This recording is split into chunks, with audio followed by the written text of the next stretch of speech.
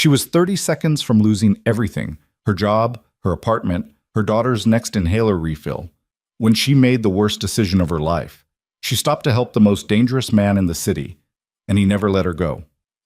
If you're still watching by the end of this story, hit that like button and drop the name of the city you're watching from so I can see just how far this story travels. Now settle in. This one's going to hit different. The fluorescent light above bed 14 had been flickering for 6 days straight. Nobody from maintenance came. Nobody ever came for anything on the 3rd floor of St. Mercy Hospital unless someone was actively dying, and even then the response time averaged 11 minutes on a good night. Tonight was not a good night. Imani Carter felt the buzzing of that broken light somewhere behind her left eye, a dull electric pulse that matched the throbbing in her lower back from 9 consecutive hours on her feet. Her blue scrubs had a coffee stain near the hip from where she'd bumped into a crash cart around hour 3, and her shoes, the cheap ones from the discount rack at Payless, the ones already separating at the sole, squeaked against the linoleum with every step like they were personally trying to announce her exhaustion to the entire ward. She was moving fast. Not running, because running in the hallway triggered incident reports, and incident reports triggered conversations with Denise Watkins, the floor supervisor who kept a leather-bound notebook full of infractions the way some people kept photo albums. Denise had already written Imani up 3 times in 2 months. The first was for clocking in 4 minutes late after Zuri's school bus didn't show, and she had to drive her daughter across town in a borrowed car with no air conditioning. The second was for leaving a supply closet unlocked, a closet that didn't even have a functioning lock, which Imani had pointed out, which Denise had noted as argumentative behavior during corrective counseling. The third was for speaking too loudly to a confused elderly patient at 2 in the morning. 3 strikes. 1 more, and she was out. Not suspended, not reassigned, gone. And gone meant no paycheck. No paycheck meant no rent. No rent meant shelter applications, public assistance lines, and the specific kind of desperation that kept her up at night staring at the ceiling of her cramped 1-bedroom apartment while Zuri wheezed softly in the bed beside her. Zuri's asthma medication cost $412 a month without insurance. The hospital insurance was the only reason Imani could afford it. Lose the job, lose the insurance, lose the medication, and then what? Emergency rooms and prayers? She'd already burned through that playbook twice. So she moved fast, not running, walking with violent purpose through the overcrowded corridor, dodging gurneys and IV stands, and the particular chaos that descended on St. Mercy every Friday night when the emergency department overflowed and dumped its excess humanity onto every floor that had an empty bed. Rain hammered the windows so hard the glass seemed to vibrate. The storm had knocked out power to half the neighborhood 3 hours ago, and while the hospital generators held, the backup lighting cast everything in a sickly yellow that made healthy people look terminal, and terminal people look already gone. Imani rounded the corner near the west elevator bank and nearly killed a man. Not literally, but close enough that she felt the impact vibrate through her knees as her shin caught the metal footrest of a wheelchair, and she stumbled forward, catching herself on the wall with one hand while her clipboard clattered to the floor and papers scattered across the wet linoleum like startled birds. "I'm sorry," she said automatically, the words leaving her mouth before she even registered what she'd hit. "I'm so sorry, I didn't see—" She stopped. The man in the wheelchair was looking at her the way a predator watches movement in tall grass. Not angry, not startled, just aware. Completely, unnervingly aware. He was somewhere north of 50, though the exact number was hard to pin down. His hair was black shot through with silver at the temples, combed back from a face that looked like it had been carved from something harder than bone. High cheekbones, a strong jaw darkened by 2 days of stubble, and eyes so dark they seemed to absorb light rather than reflect it. He wore a charcoal suit that cost more than 3 months of Imani's rent. She could tell because the fabric didn't wrinkle the way normal clothes did. It draped like liquid over shoulders that were still broad despite whatever had put him in the chair. But the suit couldn't hide everything. His skin carried a grayish undertone beneath the olive complexion, the kind of color that meant something internal was going wrong. His breathing was shallow, controlled in a way that suggested each inhale cost him something he didn't want to show, and his left hand gripped the armrest of the wheelchair with knuckles that had gone white, as though he was holding himself together through sheer force of will. Imani had worked in hospitals long enough to recognize a man fighting his own body. She'd also worked in this city long enough to recognize the name on the intake bracelet partially visible beneath his sleeve cuff. DeLuca. Her stomach dropped 3 floors. Everyone in the city knew the DeLuca name. Not from newspapers. The DeLucas kept themselves out of newspapers, the way most people kept themselves out of traffic. You learned the name from whispers, from the particular silence that fell over a room when their cars pulled up outside a restaurant, from the bartender who stopped talking mid-sentence when someone mentioned the shipping ports downtown, from the neighbor who told you never, ever to park in the loading zone behind Rialto's on 9th Street, and when you asked why, just shook her head and changed the subject. Vincenzo DeLuca controlled half the city's nightlife, most of its port operations, and an unknowable percentage of its political machinery. He wasn't a celebrity. He was a gravitational force. Things orbited around him, or they got pulled in and crushed. And Amani had just rammed her shin into his wheelchair hard enough to rattle the spokes. She picked up her clipboard. Her hands weren't shaking, which surprised her. Maybe she was too tired for fear, miss. Maybe the thing about being this close to losing everything was that the proximity to disaster started feeling normal. "I'm sorry about that," she said again, meeting his eyes, because looking away felt more dangerous. "Are you waiting for transport?" He watched her for a long moment. Rain hit the windows behind him. The fluorescent lights buzzed. "They said 10 minutes," he said. His voice was low, quieter than she expected, with a faint rasp that could have been pain or could have been the way he always sounded. "That was 20 minutes ago." Amani looked up and down the corridor. No orderlies, no transport staff. Friday night during a storm, which meant every available body was either downstairs dealing with the ER overflow or hiding in the break room pretending to be downstairs dealing with the ER overflow. "Where are you going?" she asked. "Radiology, basement level." She should have nodded politely and kept walking. That was the smart move, the safe move. She had vitals to check on 3 patients, a medication reconciliation form to complete, and approximately 45 minutes before Denise did her nightly walkthrough with that notebook and those reading glasses and that tight-lipped expression that said, "I'm looking for a reason." But Amani Carter had spent her entire life being practical, and practical had gotten her a 1-bedroom apartment with roaches, a daughter who couldn't breathe without pharmaceutical intervention, and a job that treated her like furniture. Sometimes practical wasn't enough. Sometimes the only thing left was the stubborn, irrational impulse to do the decent thing, even when the decent thing might cost you everything. "I'll take you down," she said. Something shifted in his face. Not gratitude. Men like this didn't do gratitude. More like assessment. He was recalculating something about her, adjusting an internal equation she wasn't supposed to see. "You don't have to do that," he said. "I know." She moved behind the wheelchair, released the brake with her foot, and started pushing. He was heavier than she expected, or maybe the chair was old because the wheels resisted at first, squeaking against the floor before finding their rhythm. The corridor was quiet. Most of the overhead lights were on backup power, casting the hallway in alternating patches of yellow and shadow. Somewhere behind them, a monitor beeped steadily. Somewhere ahead, a door closed with the heavy metallic sound that only hospital doors made. "You work this floor?" he asked without turning around. "4th floor usually. They pulled me down here because they're short-staffed." Short-staffed on a Friday night. Short-staffed every night. Friday just makes it worse. He made a sound that might have been a laugh if it had more air in it. "Healthcare system." "It's a whole situation," she said. They reached the elevator bank. Amani hit the down button and waited. The display above the door showed the car somewhere on the 7th floor, moving slowly. Everything in this building moved slowly, except the patients toward the door. "What's your name?" he asked. She hesitated, not because she was afraid to give it. Names were just names. But because something about the way he asked carried weight, like he was filing it somewhere permanent. "Amani Carter." Amani. He repeated it once, testing the shape of it. "That's a strong name." "My mother picked it." She picked well. The elevator arrived with a chime that sounded half dead. The doors opened to an empty car with scratched walls and a floor sticky with something she didn't want to identify. Amani pushed the wheelchair in, turned it to face the doors, and pressed B for basement. The doors closed. The car lurched downward. For 3 seconds, nothing happened. Then the lights flickered.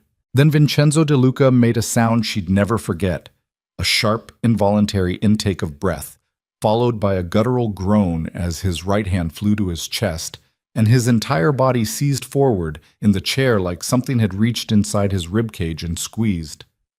"Sir? Sir, can you hear me?" He didn't answer. His face had gone from gray to white in the space of a heartbeat, and sweat broke across his forehead in a way that turned his skin almost translucent. His left hand still gripped the armrest, but his right was clawing at the front of his suit jacket like he was trying to pull his own sternum apart. Imani dropped to her knees in front of him. Training kicked in. The muscle memory of 1,000 shifts spent keeping people alive who were trying their hardest to die. "I need you to look at me," she said. Firm. Direct. No room for negotiation. "Look at my face. Can you tell me what you're feeling?" His eyes found hers. For a fraction of a second, she saw something beneath the pain that shocked her. It wasn't fear exactly. It was something older and deeper. Something that looked like exhaustion, like a man who had spent decades building walls and was now watching them crumble from the inside. "Chest," he managed. "Pressure. Left side." "How long?" "Started." He clenched his jaw. Breathed through his teeth. "Hour ago. Thought it would pass." Of course he did. Men like this always thought it would pass. Men like this would rather bleed out in a back alley than admit they needed help. Imani hit the emergency call button on the elevator panel. Static. She hit it again. Nothing. The storm had probably knocked out the intercom system along with everything else. "Okay, listen to me," she said, keeping her voice steady, even as her pulse started its own quiet sprint. "When these doors open, I'm going to get you help immediately, but right now I need you to slow your breathing. Can you do that?" He stared at her. His pupils were dilated wide, almost eclipsing the dark irises. "You're not a doctor." "No. You're not a nurse. Certified nursing assistant. But I've been doing this job long enough to know what a cardiac event looks like. And right now, you're having one. So stop arguing and breathe." Something happened then. Something small and enormous at the same time. The most feared man in the city, the man who commanded an empire through silence and the threat of violence, looked at Imani Carter in her stained scrubs and her cheap shoes and her barely holding it together life. And he listened. He breathed, slowly, deliberately, matching the rhythm she demonstrated. In through the nose, hold out through the mouth. His hand was still pressed against his chest, but the clawing had stopped. The color wasn't returning to his face, but it wasn't getting worse. The elevator reached the basement with a mechanical groan. The doors opened to a dark corridor that smelled like disinfectant and recycled air. Imani was already shouting, "I need help! I need a crash cart and a doctor now!" Her voice bounced off the empty walls. Radiology at this hour was a skeleton crew. One technician, maybe two, and they were probably in the back behind lead-lined doors where they couldn't hear anything short of a bomb. She pushed the wheelchair out of the elevator and ran. Not walked. Ran. Incident reports could burn. She found the tech, a young guy named Marcus with headphones around his neck and a startled expression. And the words came out of her in a torrent. Cardiac event, chest pressure, left side, onset approximately 1 hour, male patient mid-50s. She didn't mention the name because the name didn't matter right now. What mattered was the crash cart and the phone and the code she needed called. Marcus moved. To his credit, he moved fast. The code went out over the PA system, and within 4 minutes, the basement corridor was flooded with people. A resident, 2 nurses, an attending who appeared like she'd materialized from the walls, all of them converging on the man in the wheelchair with the kind of controlled urgency that meant they understood the situation was real. They transferred him to a gurney, started an IV, hooked monitors. The attending was barking orders, and the resident was pulling medication, and the nurses were working with the silent precision of people who did this every night. Imani stepped back. She was supposed to step back. She wasn't part of this team. She wasn't even supposed to be on this floor. But as they started to wheel him toward the cardiac unit, Vincenzo's hand shot out and caught her wrist. His grip was weak, nothing like the iron control she imagined he usually carried. His fingers were cold and slightly damp with sweat, and they wrapped around her wrist with the desperate clumsiness of a man grasping for a lifeline he hadn't expected to find. "Don't leave me!" 3 words, barely audible above the monitors and the shouting and the wheels of the gurney rattling against the floor. His eyes were glassy from pain, but they were locked on hers with an intensity that felt like a physical weight against her chest. She looked down at his hand on her wrist, then at the team already moving him down the corridor, then back at his face. "I'm right here," she said. She walked beside this gurney until they pushed through the double doors of the cardiac unit, and a nurse firmly told her she couldn't go further. She stood in the corridor watching through the narrow window as they worked on him, her own heart hammering so hard she could feel it in her fingertips. 20 minutes later, the attending came out. He was stable. They were running tests. It looked like a serious arrhythmia episode complicated by what appeared to be chronic stress cardiomyopathy. He'd need to stay at least 48 hours for monitoring. Amani nodded, thanked the doctor, turned to go back upstairs, and walked directly into Denise Watkins. Denise stood in the corridor like a monument to bureaucratic disapproval. Notebook open, reading glasses perched on the bridge of her nose, lips compressed into a line so thin they nearly disappeared. "You abandoned your patients," Denise said. "I had a cardiac emergency. You're a CNA on the 4th floor. You are not authorized to transport patients. You are not authorized to call codes. You are not authorized to be in the basement radiology unit at," she checked her watch, "11:47 p.m. on a Friday night when you have 3 patients upstairs who haven't had their vitals checked in over an hour." "The man was having a heart attack in the elevator, Denise. What was I supposed to do, press the button for his floor and wave goodbye?" Denise's eyes narrowed. The notebook came up. The pen came out. "That's your 4th incident, Carter." The words landed like a punch to the sternum. Not because they were unexpected, Amani had known this was coming the moment she'd grabbed that wheelchair, but because knowing a thing is coming doesn't stop it from hurting when it arrives. "You can't be serious. I've documented every conversation we've had about professional boundaries and authorized duties. You were given clear warnings. You chose to ignore them. I chose to keep a man alive. You chose to leave your assigned post without authorization. HR will process the termination paperwork by Monday. You can finish your shift tonight or leave now. I'd recommend leaving now." Imani stared at her.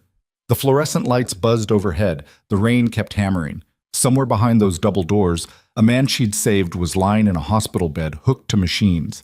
And out here, the woman with the notebook was ending her career over a line in a policy manual. She thought about arguing. She thought about begging. She thought about the $412 a month and the inhaler sitting on the nightstand beside Zuri's bed, and the sound her daughter made at 3 a.m. when the wheezing started and the medicine was running low. "You know what, Denise?" Amani said quietly. "I'd do it again." She turned and walked toward the elevator. Her shoes squeaked against the floor. The sound echoed down the empty corridor like a slow hand clap. By the time she got home, it was almost 1 a.m. The apartment was dark except for the nightlight plugged into the outlet near the bathroom, a cheap plastic butterfly that cast a warm orange glow across the narrow hallway. Zuri was asleep in the bed they shared, curled on her side with one arm wrapped around a stuffed elephant whose name was Gerald and whose left ear was hanging by 3 threads. Imani stood in the doorway and watched her daughter breathe. The inhaler sat on the nightstand, half empty. 2 weeks until the next refill. The math ran through her head on autopilot. Rent due in 12 days, electric bill past due, the notice from the landlord she'd been pretending didn't exist. She sat down on the edge of the bed and pressed her palms against her eyes until she saw colors. She didn't cry. Crying was a luxury, and Amani Carter didn't do luxuries. Instead, she sat in the dark and listened to her daughter's breathing and started building a plan out of nothing, the way she always did, the way her mother had done before her, the way Black women in this city had been doing since the city existed. Tomorrow, she'd file for unemployment, call the community health center about emergency medication assistance, check the job boards, maybe pick up shifts at the urgent care clinic on Broad Street if they were still hiring. She'd survive. She always survived.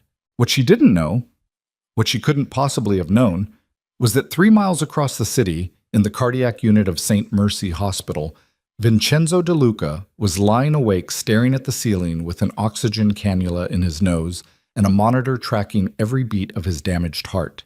And he was asking his people to find her. The first call went to Marco Bianchi, his consigliere, and the only man who had direct access to Vincenzo's personal line at any hour. Marco picked up on the second ring because when Vincenzo De Luca called at 2 a.m, you answered on the second ring or you answered for it later. "The woman who brought me down," Vincenzo said. His voice was raw, scraped thin by whatever medication they'd pushed through his IV. The one in the blue scrubs. What about her? Find her. Marco was quiet for 3 seconds. In the world they operated in, 3 seconds of silence was an eternity. Boss, you just had a cardiac event. The doctors want you resting. Marco. One word. That was all it took. Marco had worked for Vincenzo for 22 years. He knew the difference between a request and an order. This was neither. It was something else. Something he'd never heard in Vincenzo's voice before.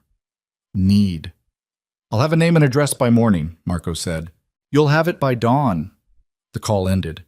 Vincenzo set the phone on his chest and stared at the ceiling tiles, counting the water stains the way other people counted sheep. His chest ached. Not the sharp electric pain from the elevator, that had been blunted by medication into a dull, persistent pressure, like someone had placed a stone on his sternum and forgotten to remove it. But beneath the physical pain was something else, something harder to medicate. He kept seeing her face, not her features. Those he could barely recall in the fog of pain and drugs. What he remembered was the way she'd dropped to her knees in front of him without hesitation, the way her voice had cut through the panic like a blade through cloth, the way she'd told him to breathe, and he'd done it, just like that. No negotiation, no power play. She'd given an order, and the Mafia boss had obeyed. That hadn't happened in 30 years. He closed his eyes and tried to sleep, but sleep wouldn't come. It rarely did. The nights were the worst, the hours between midnight and dawn when the empire went quiet and the noise in his head got loud. His wife, Sophia, had been dead for 7 years. Cancer. The only enemy he couldn't threaten, bribe, or kill. He'd spent $300,000 on specialists, experimental treatments, private clinics in Switzerland. None of it mattered.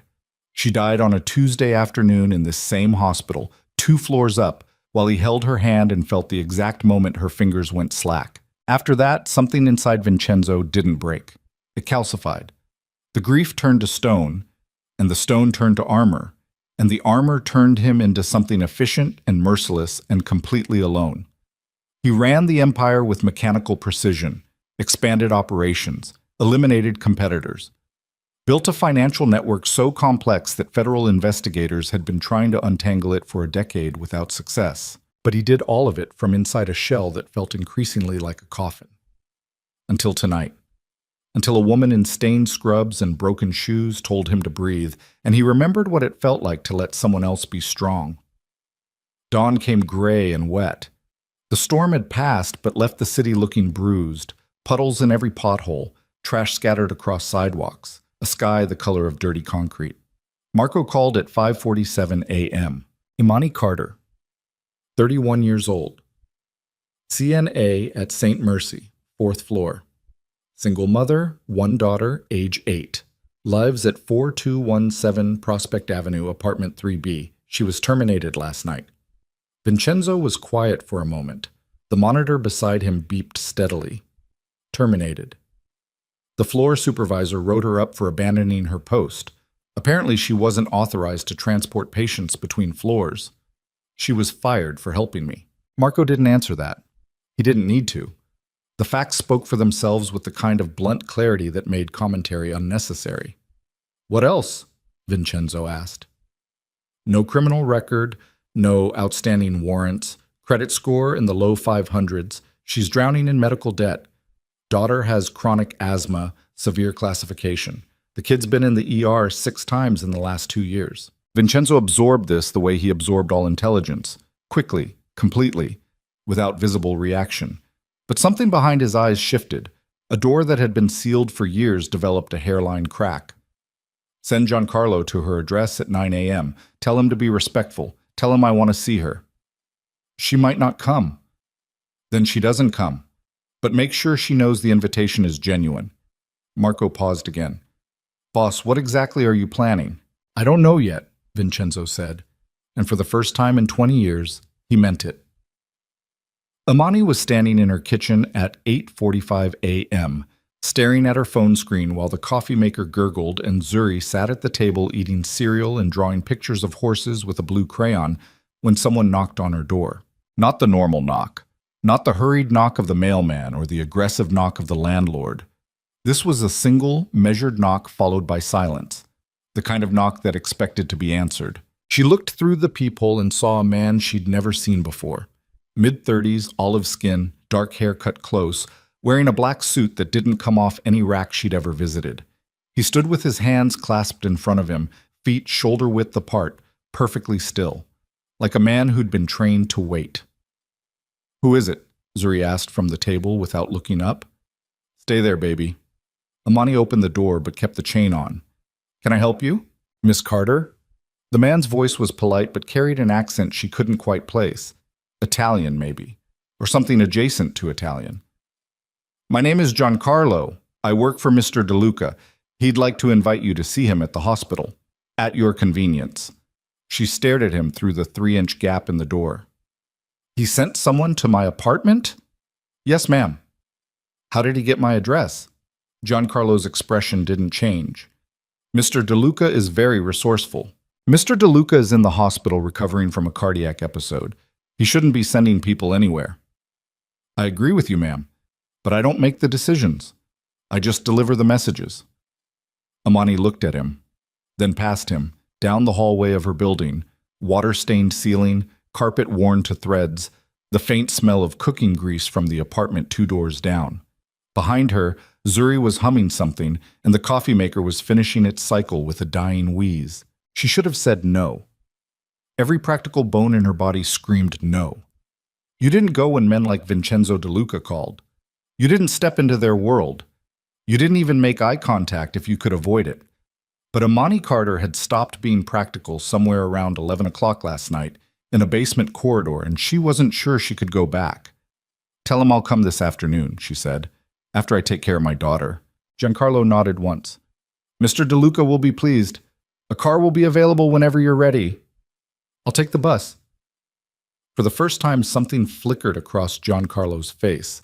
Not quite surprise. More like recalibration. Like he was updating an internal file. "Of course, ma'am."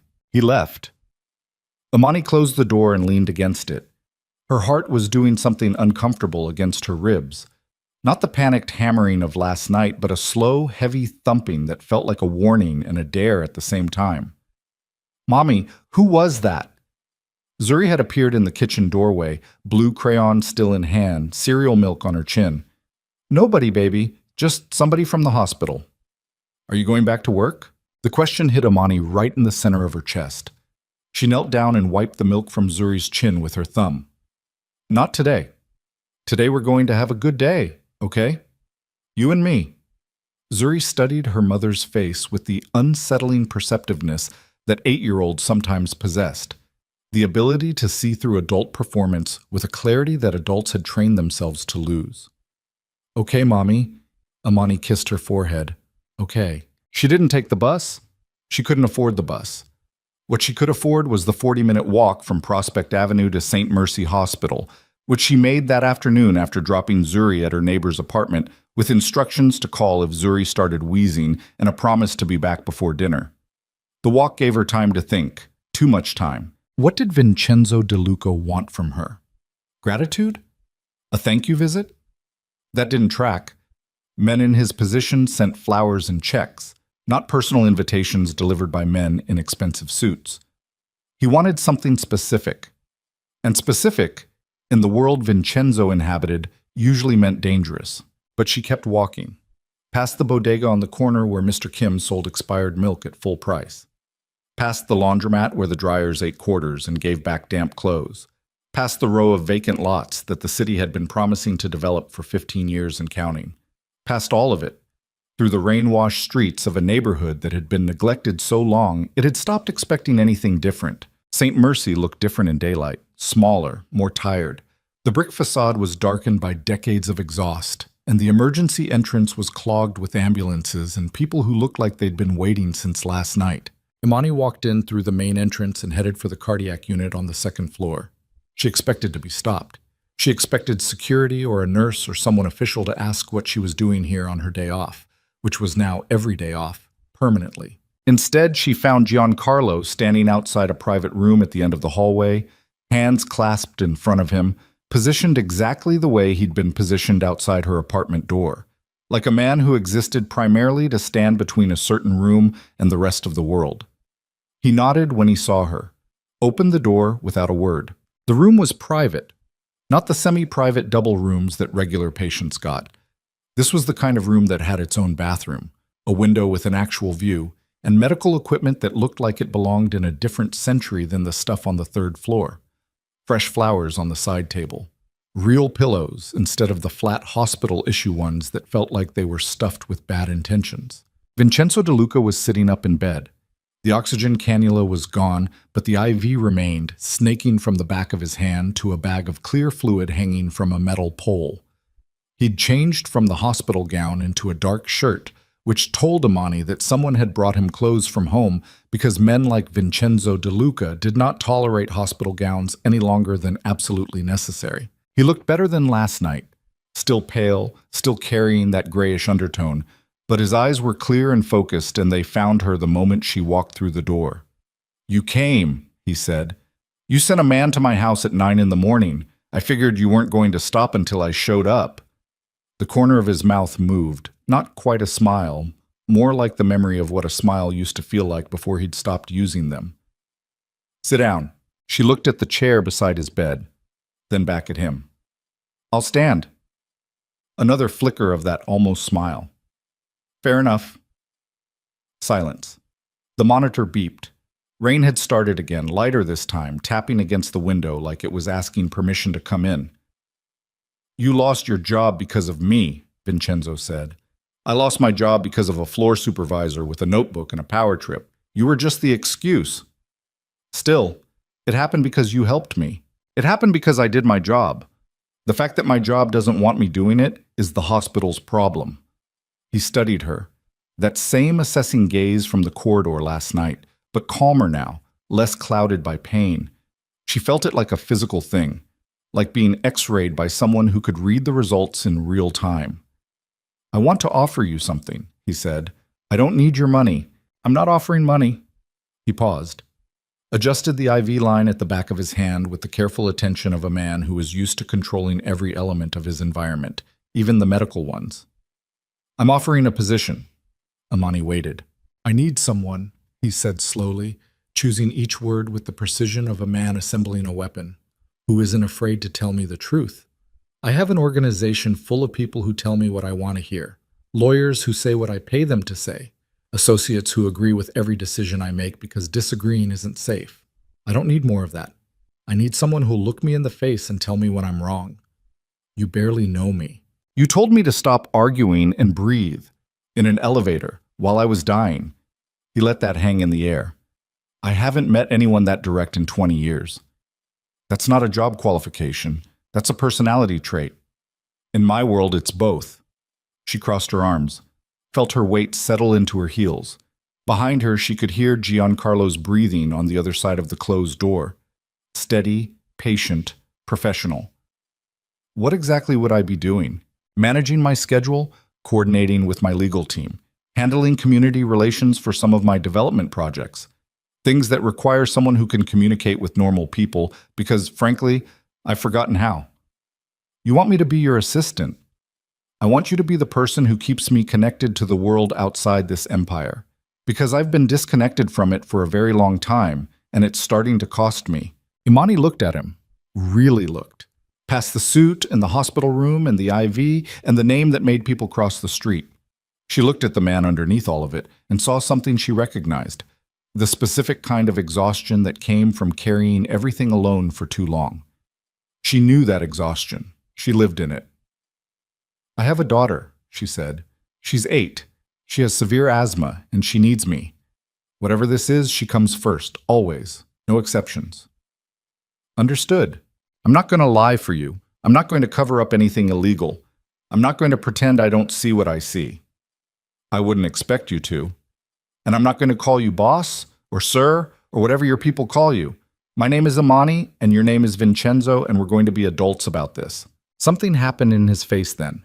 Something subtle and enormous and completely unguarded. For one fraction of a second, the armor dropped, and she saw what was underneath.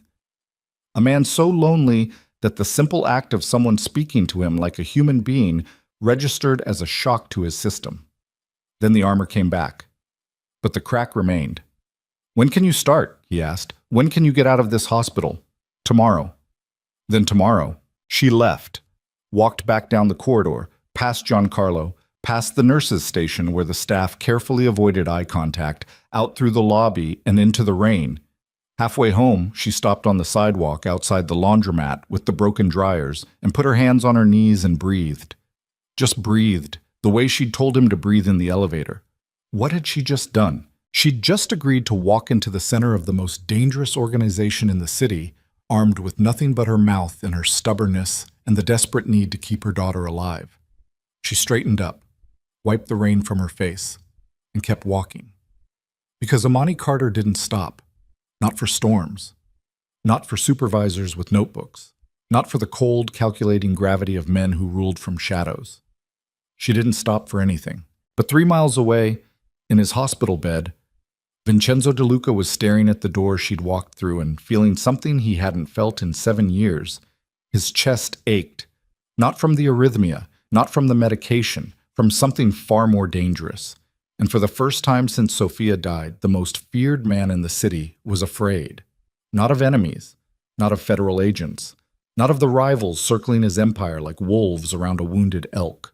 He was afraid because a woman in broken shoes had looked him in the eye and spoken to him like he was just a man. And he had no idea what to do with that. His phone rang. Marco. "The background check is complete," Marco said. "She's clean, no connections to any organization, no debts to anyone in our world, no leverage points." "Good." "Vincenzo." Marco used his first name, which meant the next words were personal, not professional. "The capos are going to talk. You hire a woman nobody's ever heard of, a black woman from Prospect Avenue, and put her inside the operation. They're going to see it as weakness. Let them. I'm serious. Carmine's already asking questions. Sal's been on the phone with his people all morning. This kind of move creates instability." "Then let it create instability. I've spent 30 years building something stable, and it's killing me. Maybe instability is exactly what I need." Marco was quiet for a long time. The monitor beeped. The rain fell. "You're different," Marco said finally. "I almost died last night, Marco. In an elevator in a hospital that smells like bleach and failure, with a woman I'd never met holding my hand. So yes, I'm different." He hung up, set the phone on his chest, stared at the ceiling. Tomorrow, everything would change. He just didn't know yet how much. And across the city, in a cramped apartment on Prospect Avenue, Amani Carter was sitting on the edge of her bed watching her daughter sleep, listening to the sound of Zuri's breathing through the quiet dark, and making a promise she wasn't sure she could keep. That she would walk into Vincenzo De Luca's world, that she would survive it, and that no matter what happened, no matter how deep the shadows got, no matter how loud the violence became, no matter what the most dangerous man in the city asked of her, she would come home to this bed, and this child, and this life. Every single night. The inhaler on the nightstand caught the glow of the butterfly nightlight, half empty. 12 days until rent was due. Amani closed her eyes, and for the first time in months, she didn't calculate. She just breathed. The first morning Amani walked into the De Luca compound, she almost turned around twice. The compound wasn't a house. It wasn't even an estate. It was a fortress disguised as architecture. A sprawling stone and glass property on the north side of the city, set back from the road behind wrought iron gates, and a quarter-mile of private driveway lined with cameras she could see and cameras she knew she couldn't. The main building looked like it had been designed by someone who understood that beauty and intimidation were the same thing if you applied them correctly. 3 stories of dark stone, floor-to-ceiling windows tinted so nothing was visible from outside, and a front entrance flanked by 2 men in dark suits who stood so still they could have been carved from the same stone as the walls. Giancarlo drove her. She'd refused the car the first time, but after Vincenzo pointed out that arriving at his compound by public bus would take 90 minutes and require 2 transfers, she'd accepted the ride with the specific reluctance of a woman who understood that every convenience came with a string attached. The interior was worse than the exterior, worse because it was beautiful in a way that felt aggressive. Marble floors so polished they reflected the ceiling, a staircase that curved upward like the spine of some enormous sleeping animal. Art on the walls that Amani didn't recognize but understood instinctively cost more than her entire apartment building. And everywhere, the quiet. Not peaceful quiet. Controlled quiet. The kind of silence that happened when every sound was monitored and every whisper was recorded and every footstep landed on surfaces designed to announce your presence before you arrived. She followed Giancarlo through a corridor, past a kitchen larger than her apartment, past a room with leather furniture and a bar that looked like it had never been used for anything casual, and into an office at the back of the first floor. Vincenzo was already there, sitting behind a desk the size of a small car, wearing a dark shirt with the sleeves rolled to his forearms, reading something on a tablet with the focused intensity of a man who processed information the way other people processed oxygen, continuously and without apparent effort. He looked up when she entered. The color had returned to his face since the hospital, but the grayish undertone lingered at the edges, like a stain that wouldn't fully wash out. His left hand rested on the desk with the IV bruise still visible, a small purple bloom on the back of his hand that he made no effort to hide. "You're early," he said. "I'm on time. Your driver was early." "Giancarlo is always early. It's how he stays alive." She set her bag, a canvas tote with a broken zipper that she'd been meaning to replace for 6 months, on the chair across from his desk and looked around the office. Bookshelves lined 2 walls. A window behind him overlooked what appeared to be a private courtyard with manicured hedges and a fountain that wasn't running. On the desk, beside the tablet, sat 3 phones arranged in a precise row and a glass of water that hadn't been touched. "Where do I work?" she asked. He gestured toward a door to his left. She opened it and found a smaller office, still larger than any room in her apartment, with a desk, a computer, a phone, and a window facing the front driveway. The desk was empty except for a single folder. "That's your schedule for the week," Vincenzo said from behind her. "Read it, memorize it, then come find me and tell me everything that's wrong with it." "Why would anything be wrong with it?" "Because my previous assistant built it, and my previous assistant was a yes man who scheduled meetings based on what I wanted to hear rather than what I needed to do. I fired him 3 months ago, and I've been running on chaos since." Amani picked up the folder, opened it, scanned the first page. "You have a meeting with someone named Carmine at 10, a lunch with your legal team at 12:30, and a call with your accountant at 3, she said. "That's Tuesday. Wednesday is blank. Thursday has 7 meetings stacked back-to-back with no breaks. Friday says TBD for every slot." She looked up. "This isn't a schedule. This is a cry for help."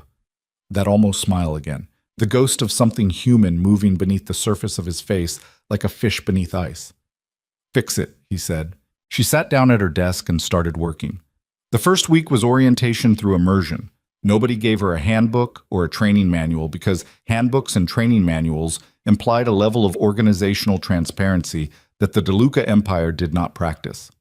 Instead, Amani learned by watching, listening, and asking questions that made people uncomfortable. She learned that the compound housed Vincenzo's primary operations on the first floor, private quarters on the second, and a series of rooms on the third that she was told were storage by 3 different people who all avoided eye contact when they said it.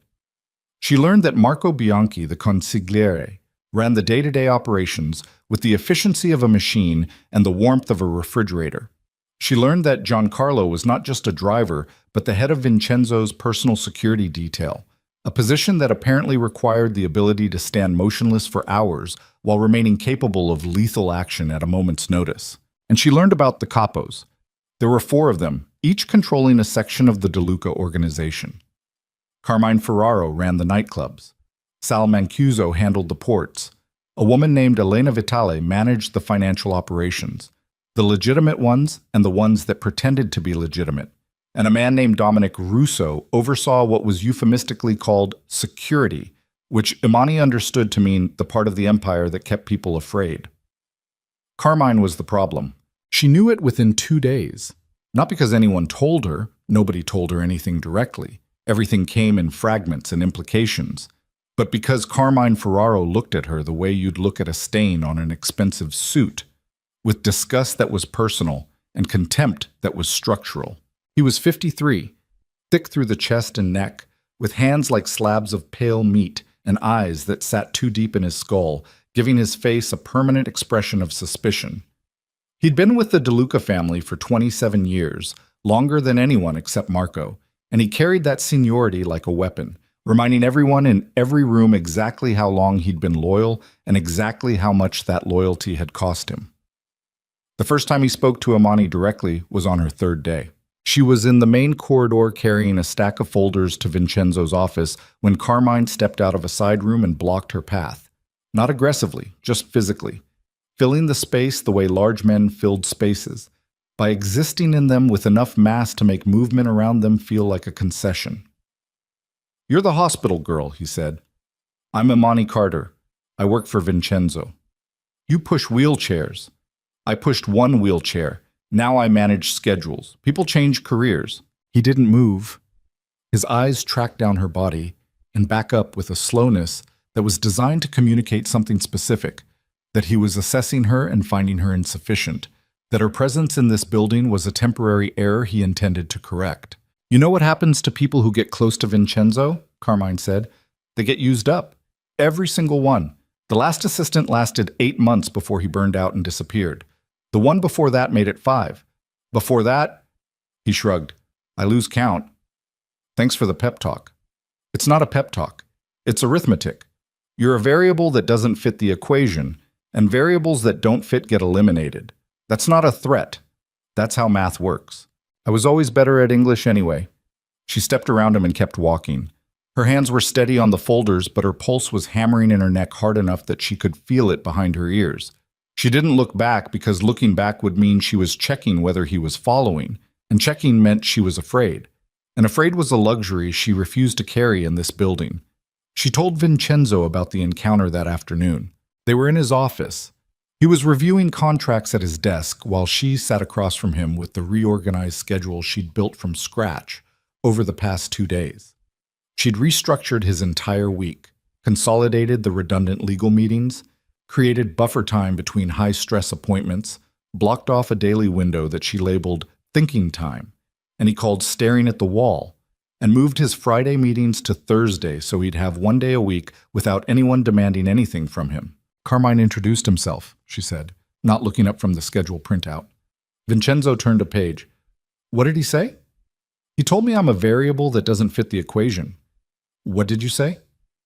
"That I was better at English." Vincenzo set down the contract, looked at her. His eyes had that quality again, the stillness of deep water, revealing nothing about what moved beneath the surface. "Carmine has been questioning my decision since before you were born," he said. "He questioned my expansion into the ports. He questioned my move into real estate.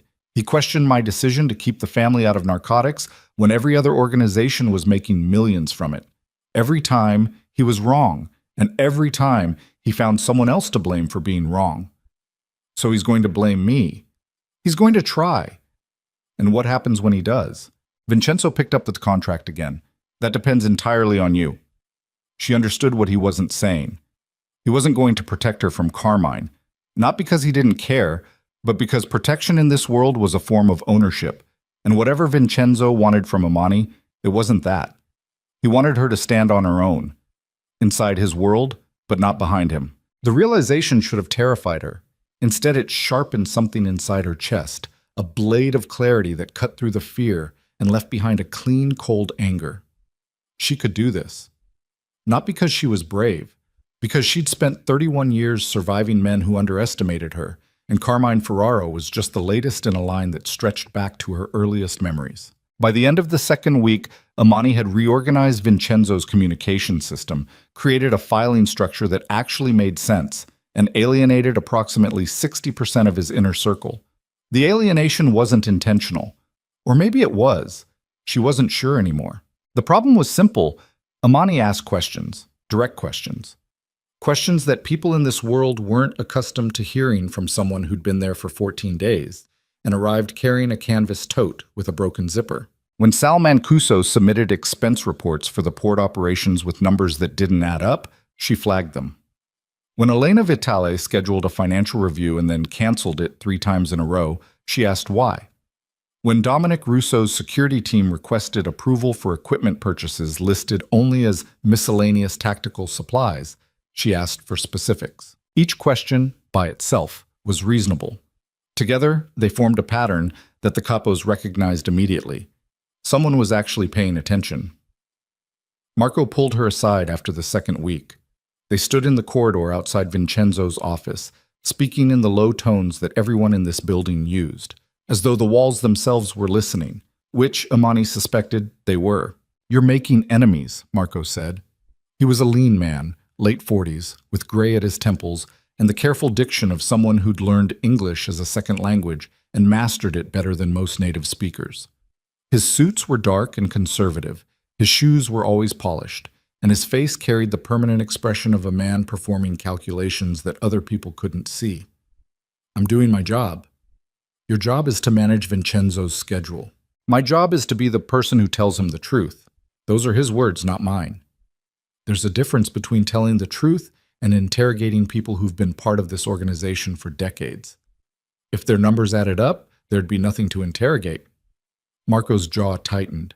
She watched the muscle work beneath his skin, a small, involuntary motion that told her more than his words did. "I'm not your enemy, Amani." "I didn't say you were. But I'm also not going to shield you from the consequences of pushing too hard too fast. This organization has rhythms, protocols, ways of doing things that existed long before you arrived and will exist long after you leave." "If," Marco blinked. "Excuse me?" "Long after I leave." "You said after. The word you should have used is if." She walked away. Her shoes, new ones, bought with the first paycheck Vincenzo had deposited into her account, an amount so large she'd checked the number 3 times, clicked against the marble with a sound that was sharper than the squeak of her old hospital shoes. Behind her, Marco stood in the corridor and watched her go with an expression that wasn't quite respect and wasn't quite concern. It was recognition. He'd seen this before. Someone new enters Vincenzo's orbit, burns bright, challenges everything, refuses to bend. He'd seen it before, and he'd seen how it ended. It always ended the same way, with blood. The first month turned into 2, 2 turned into 3, and somewhere in the middle of those weeks, something happened that nobody expected. Vincenzo De Luca started changing. Not dramatically, not obviously. The changes were small, the kind of shifts that only someone watching closely would notice. He started leaving his office before 7 p.m., when previously he'd worked until midnight. He began eating meals at a table instead of at his desk. He asked about Zuri, not once, not as a courtesy, but regularly, with a genuine interest that manifested in questions about her school and her asthma and the drawings she made with those blue crayons. Then one evening, Vincenzo did something that sent a shockwave through the entire organization. He brought Zuri into the compound. Amani had been called in for an emergency schedule restructure. 3 meetings had collided and a conference call with their European partners couldn't be moved. And her neighbor, who usually watched Zuri, was unavailable. She'd apologized, explained the situation, and offered to work from home. Vincenzo had said, "Bring her." Zuri Carter, 8 years old, 4 feet 2 inches of energy and curiosity and absolute fearlessness, walked into the De Luca compound carrying a backpack full of crayons and a stuffed elephant named Gerald, and proceeded to do what no federal investigation, no rival family, and no internal power struggle had ever accomplished. She made Vincenzo De Luca laugh. It happened in his office. Amani was on the phone with the European team, sorting out time zones and agenda conflicts, and Zuri was supposed to be drawing quietly at the small table in Amani's office. Instead, she'd wandered through the connecting door into Vincenzo's space, climbed into the chair across from his desk, and started drawing. When Amani finished her call and rushed in to retrieve her daughter, she found Vincenzo leaning across his desk, studying Zuri's drawing with the focused intensity he usually reserved for financial projections.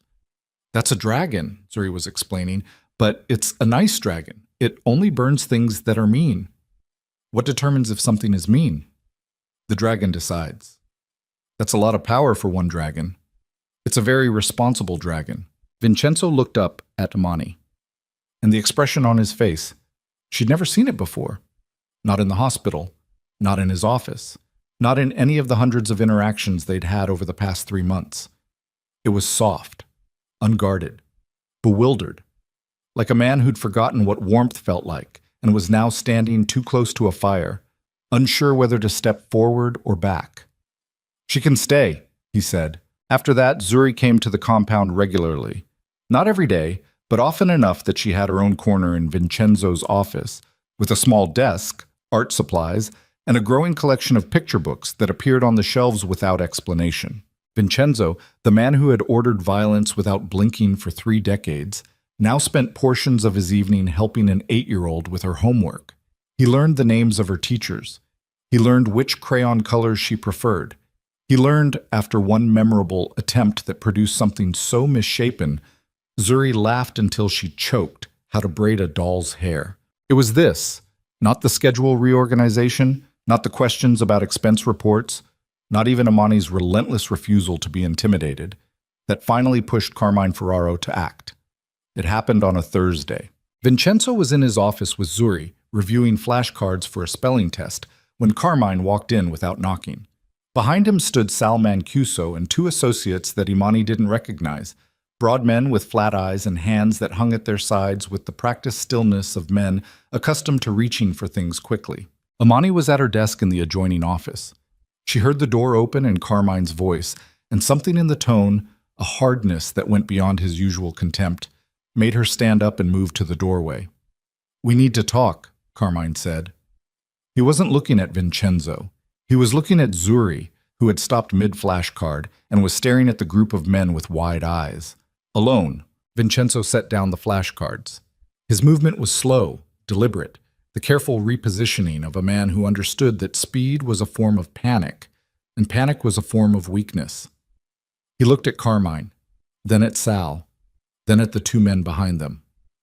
"Zuri," he said quietly, "go to Amani's office, please." Zuri looked at him, then at the men, then back at Vincenzo with an expression that was too old for her face. The look of a child who understood that the room had changed temperature and the adults were pretending it hadn't. "Okay," she said. She gathered her flashcards, tucked Gerald under her arm, and walked past Carmine without looking at him. Imani met her at the doorway, placed a hand on her daughter's shoulder, and guided her into the other office. Then Imani stayed in the doorway. Carmine noticed, "This is private." "Then you should have scheduled a private meeting," Imani said. "Through me, the way it works now." Carmine's face darkened. He turned to Vincenzo with the expression of a man presenting evidence in a case he'd already won. This is what I'm talking about." "Say what you came to say, Carmine." "The Morettis hit 2 of our distribution points last night. Product worth $300,000 disappeared from the East Side warehouse. The Port Authority is asking questions about the container shipments from last month, and the Federal Task Force has a new prosecutor, a woman named Chen, who's been subpoenaing financial records from every business connected to our name." Carmine planted his hands on the desk. "And you're in here doing flashcards?" The room went very still. Vincenzo didn't move, didn't blink. His hands remained flat on the desk beside the scattered flashcards, and his face settled into an expression Imani had never seen before, the expression that existed beneath the almost smiles and the quiet voice and the man who braided doll's hair. This was the other face, the one that had built the empire, the one that people feared. "Are you finished?" Vincenzo said. "I'm just getting started. The capos have been talking, Vincenzo. All of us. We've been patient. We've watched you bring an outsider into the organization, give her access to schedules and communications and financial documents. She's my assistant. She's a liability. And the kid? Bringing a child into compound operations? Do you understand what that looks like? Do you understand what message that sends to the Morettis, to Chen, to every associate and soldier in our organization who's wondering whether the boss has lost his grip?" Sal spoke for the first time. He was quieter than Carmine, thinner, with a face built for shadows and a voice that sounded like it came from somewhere deeper than his chest. "We're not questioning your leadership, Vincenzo. We're questioning your focus." "My focus?" "You've been distracted. We all see it. The schedule changes, the reduced hours, the development project negotiations. You're spending time and resources on things that don't serve the family." Vincenzo looked at Sal, then at Carmine, then at the 2 men standing behind them who hadn't moved or spoken, but whose presence communicated everything that words didn't. "Get out," Vincenzo said. Carmine straightened. "Vincenzo, I said get out, all of you, now." They left. Carmine last, pausing at the door long enough to look back at Vincenzo with an expression that contained something Imani hadn't seen before. Not anger, calculation. The look of a man measuring the distance between loyalty and opportunity and finding the gap narrower than expected. When they were gone, Vincenzo sat motionless at his desk for a long time. The flashcards lay scattered between his hands. Gerald the elephant sat in Zuri's empty chair, leaning sideways with his one good ear drooping. Imani stepped into the office. "How much of that was true?" she asked. "All of it. The Morettis, the prosecutor, the warehouse, all of it." He looked up at her. The other face was gone. What remained was something raw, the face of a man standing at a crossroads and realizing that every path led somewhere he didn't want to go. "Carmine's right about one thing. I've been distracted. I've been letting things slide because for the first time in years, I can breathe in this building, and breathing makes you slow. Breathing keeps you alive. In this world, those aren't the same thing." She sat down across from him. Not in the chair where Zuri had been sitting. That felt wrong somehow. But in the other one, the one the capos used, the one that still carried the faint impression of Carmine's weight. "What are you going to do?" He didn't answer for a long time. Outside, the sun was setting behind the courtyard, turning the fountain's dry basin gold. And somewhere in the building, a door closed with that heavy, final sound. "The Southside Development Project," he said, "the one we've been negotiating for 6 months. The community board is meeting next week. They're going to reject the proposal." "Why?" "Because they see me as a criminal trying to gentrify their neighborhood, and they're not entirely wrong." "What does the project mean to you?" He looked at her then with an intensity that pinned her to the chair. "It's the neighborhood I grew up in. Before all of this. Before the family, the organization, the empire. My father ran a grocery store on the corner of 10th and Maple. He gave away more food than he sold because the families on that block couldn't afford to pay, and he couldn't afford to watch them go hungry." He paused. "They tore that building down 15 years ago, put up a parking structure. I bought the entire block last year." "To do what?" "I don't know. That's the problem. I bought it because losing it felt unbearable, but I don't have a plan that the community would trust because they shouldn't trust me. My name means something different on those streets than it does in this office." Imani watched him, saw the conflict moving across his face like weather, the ambition fighting the grief, fighting the guilt, fighting something newer and less defined, something that looked almost like hope. "Go talk to them," she said. "What?" "The community board, the meeting next week.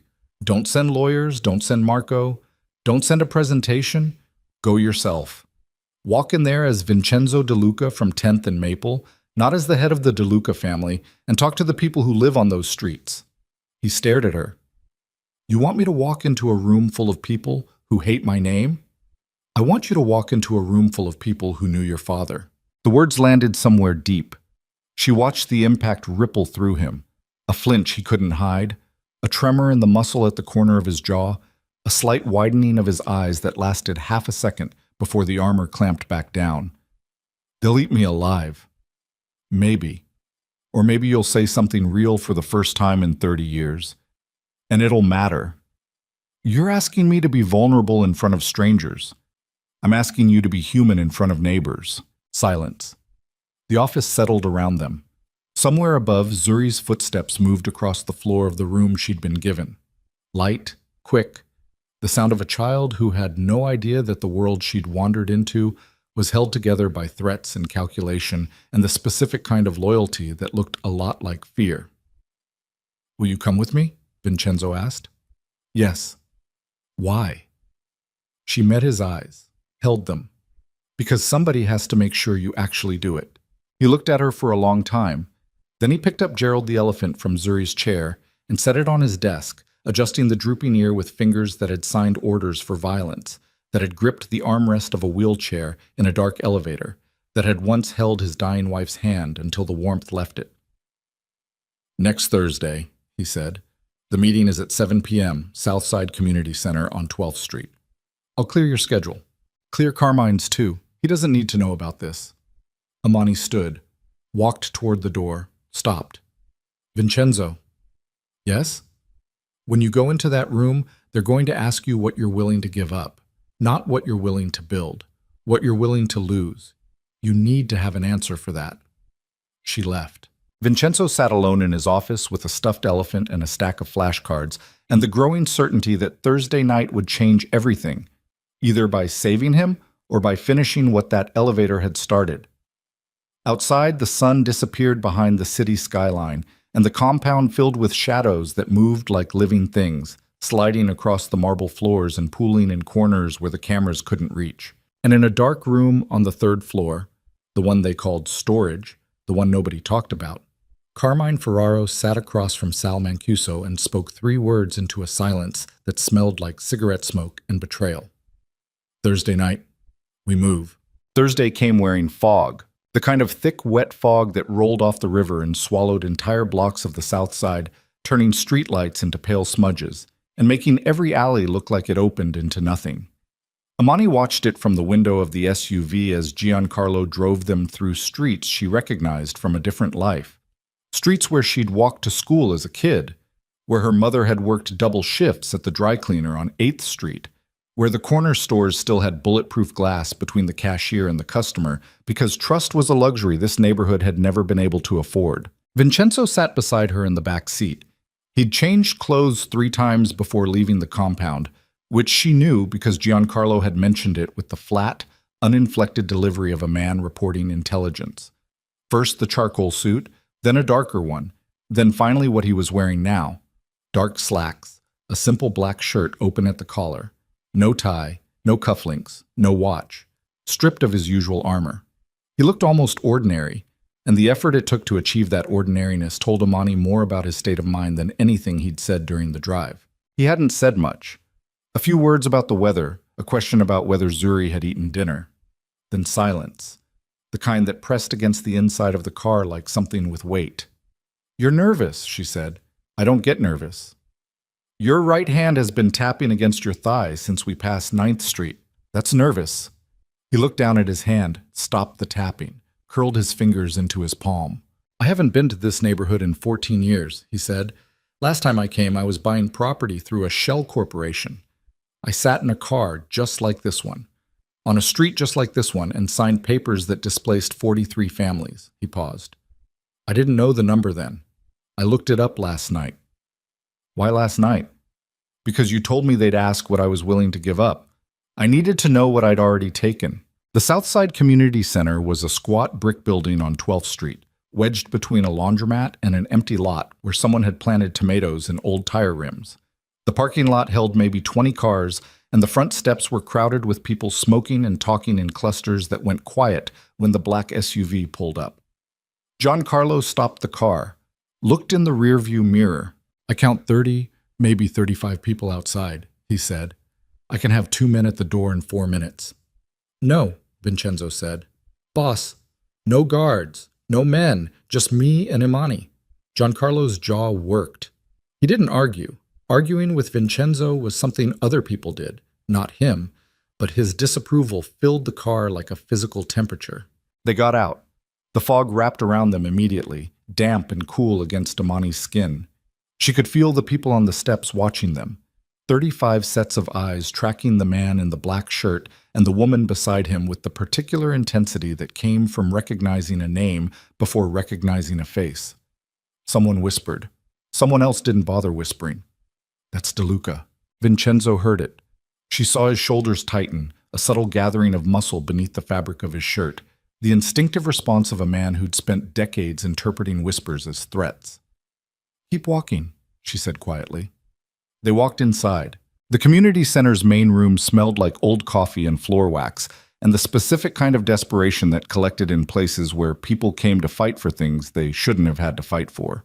Metal folding chairs were arranged in uneven rows facing a table at the front, where 3 community board members sat with papers and water bottles, and the exhausted expressions of volunteers who'd been doing this work too long with too little support. The room was packed, maybe 100 people, filling every chair and lining the walls and spilling into the hallway. Imani recognized the demographics instantly. Working class, mostly Black and Latino. A few older white residents who'd been in the neighborhood since before the decay set in. People who worked 2 jobs and took the bus and knew the names of each other's kids.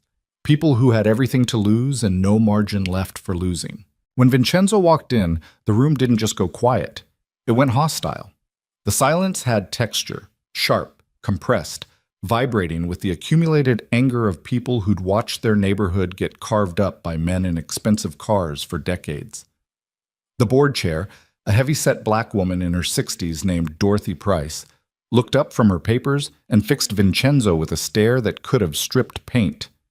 "Mr. DeLuca," she said, "we weren't expecting you personally." "I know. I should have come sooner."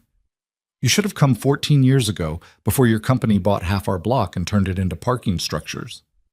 A murmur ran through the crowd. Not approval, exactly. Recognition. The sound of people hearing their own anger spoken aloud by someone authorized to speak it. Vincenzo stood at the front of the room. No podium. No notes. No buffer between him and 100 people who had every reason to hate him. "You're right," he said. The murmur shifted, became something uncertain. "I grew up 6 blocks from here," he continued. His voice was different than Imani had ever heard it. Lower, rougher, stripped of the controlled precision he used in the compound. This was a voice that remembered something older than power. "My father ran a grocery store on the corner of 10th and Maple. Small place, green awning. He couldn't afford to stock the shelves most weeks, so he filled the gaps with whatever he could find. Dented cans, day-old bread, produce from the wholesale market that nobody else wanted." Silence. But different now. The hostile edge was softening into something cautious, provisional, like an animal deciding whether to flee or approach. "He gave food away," Vincenzo said, "to families on this block who couldn't pay. He kept a notebook behind the register, a ledger of debts that he never collected. When he died, my mother found that notebook. Every page was full, 30 years of debts that people owed him." He paused. "She burned it, said those debts belonged to the neighborhood, not to us." A woman in the 3rd row, elderly, thin, with silver hair pulled tight beneath a blue headscarf, leaned forward in her chair. "I remember that store," she said. Her voice was papery and quiet, but it carried through the room like smoke. "Your father's name was Enzo. He used to give my boys peppermints when they came in after school." Vincenzo looked at her, and something in his face cracked. Not broke, cracked. A hairline fracture running through the armor, visible only to someone watching closely. "Yes, ma'am," he said. "Peppermints. He bought them in bulk from a distributor in Jersey, the cheap ones that stuck to the wrapper." The woman smiled. It was a small smile, cautious, but it changed the temperature of the entire room by 2 degrees. Then Dorothy Price brought the temperature back down. "That's a nice story, Mr. DeLuca, but your father's grocery store doesn't explain why your development company wants to demolish the community garden on Maple Street and build luxury condominiums. That garden feeds 60 families. My grandchildren play there. So with all respect to your father's peppermints, what exactly are you here to tell us?" Vincenzo looked at her, then at the room, then at Imani, who was standing against the wall near the back, arms crossed, watching him with an expression that said, "This is the moment. Don't waste it." "The garden stays," he said. Dorothy blinked. The room shifted. "The garden stays," he repeated. "The condominiums are canceled. I'm replacing them with affordable housing, 1-bedroom and 2-bedroom units, rent capped at 30% of area median income for the first 20 years. The community garden gets expanded, not demolished. And the old lot on 10th where my father's store used to be. I'm donating it to the neighborhood, free and clear. You decide what goes there." The room erupted. Not into applause. These were people too experienced with broken promises to applaud words. But into noise. Questions layered over objections, layered over cautious hope, layered over deep structural distrust. Dorothy was leaning forward, demanding specifics. A young man in the 4th row was asking about construction jobs. An older woman wanted to know about the timeline. A teenager in the back was filming on his phone. Vincenzo answered everything. Not smoothly, not like a politician or a developer. He stumbled over numbers, corrected himself, admitted when he didn't have an answer and promised to get one. He was imperfect and unpolished and visibly uncomfortable, and somehow that made him more credible than any presentation his lawyers could have prepared. For 45 minutes, the most feared man in the city stood in a room full of strangers and let them question him, challenge him, doubt him, and demand more from him. And he took every bit of it. Amani watched from the back of the room and felt something dangerous expanding inside her chest, something that felt like admiration, which was bad enough. But beneath the admiration was something worse, tenderness. She crushed it, pressed it down into the place where she kept all the things she couldn't afford to feel. But it didn't disappear. It just went quiet, waiting. The meeting ended at 8:45. People filed out slowly, some shaking Vincenzo's hand, others just nodding, a few still openly suspicious but willing to wait and see. Dorothy Price told him she'd hold him to every promise, and he said he expected nothing less. They walked outside into the fog. The parking lot had emptied. Streetlights made pale circles on the wet asphalt. Giancarlo was standing beside the SUV with his phone pressed to his ear and an expression on his face that Amani had never seen before. Fear. "Get in the car," Giancarlo said. He wasn't asking. "Now." Vincenzo stopped walking. "What happened?" "Carmine. He moved tonight while you were in there. He's taken the East Side warehouse, the port office, and the financial server room at the secondary compound. Sal's with him. Half the soldiers on the night rotation switched sides. Marco's at the main compound with whoever's still loyal, but he says it's maybe 30%.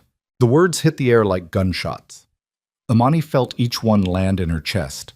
Warehouse, port, server room, switched sides, and watched Vincenzo's face undergo a transformation that took less than 2 seconds but covered a distance of 30 years.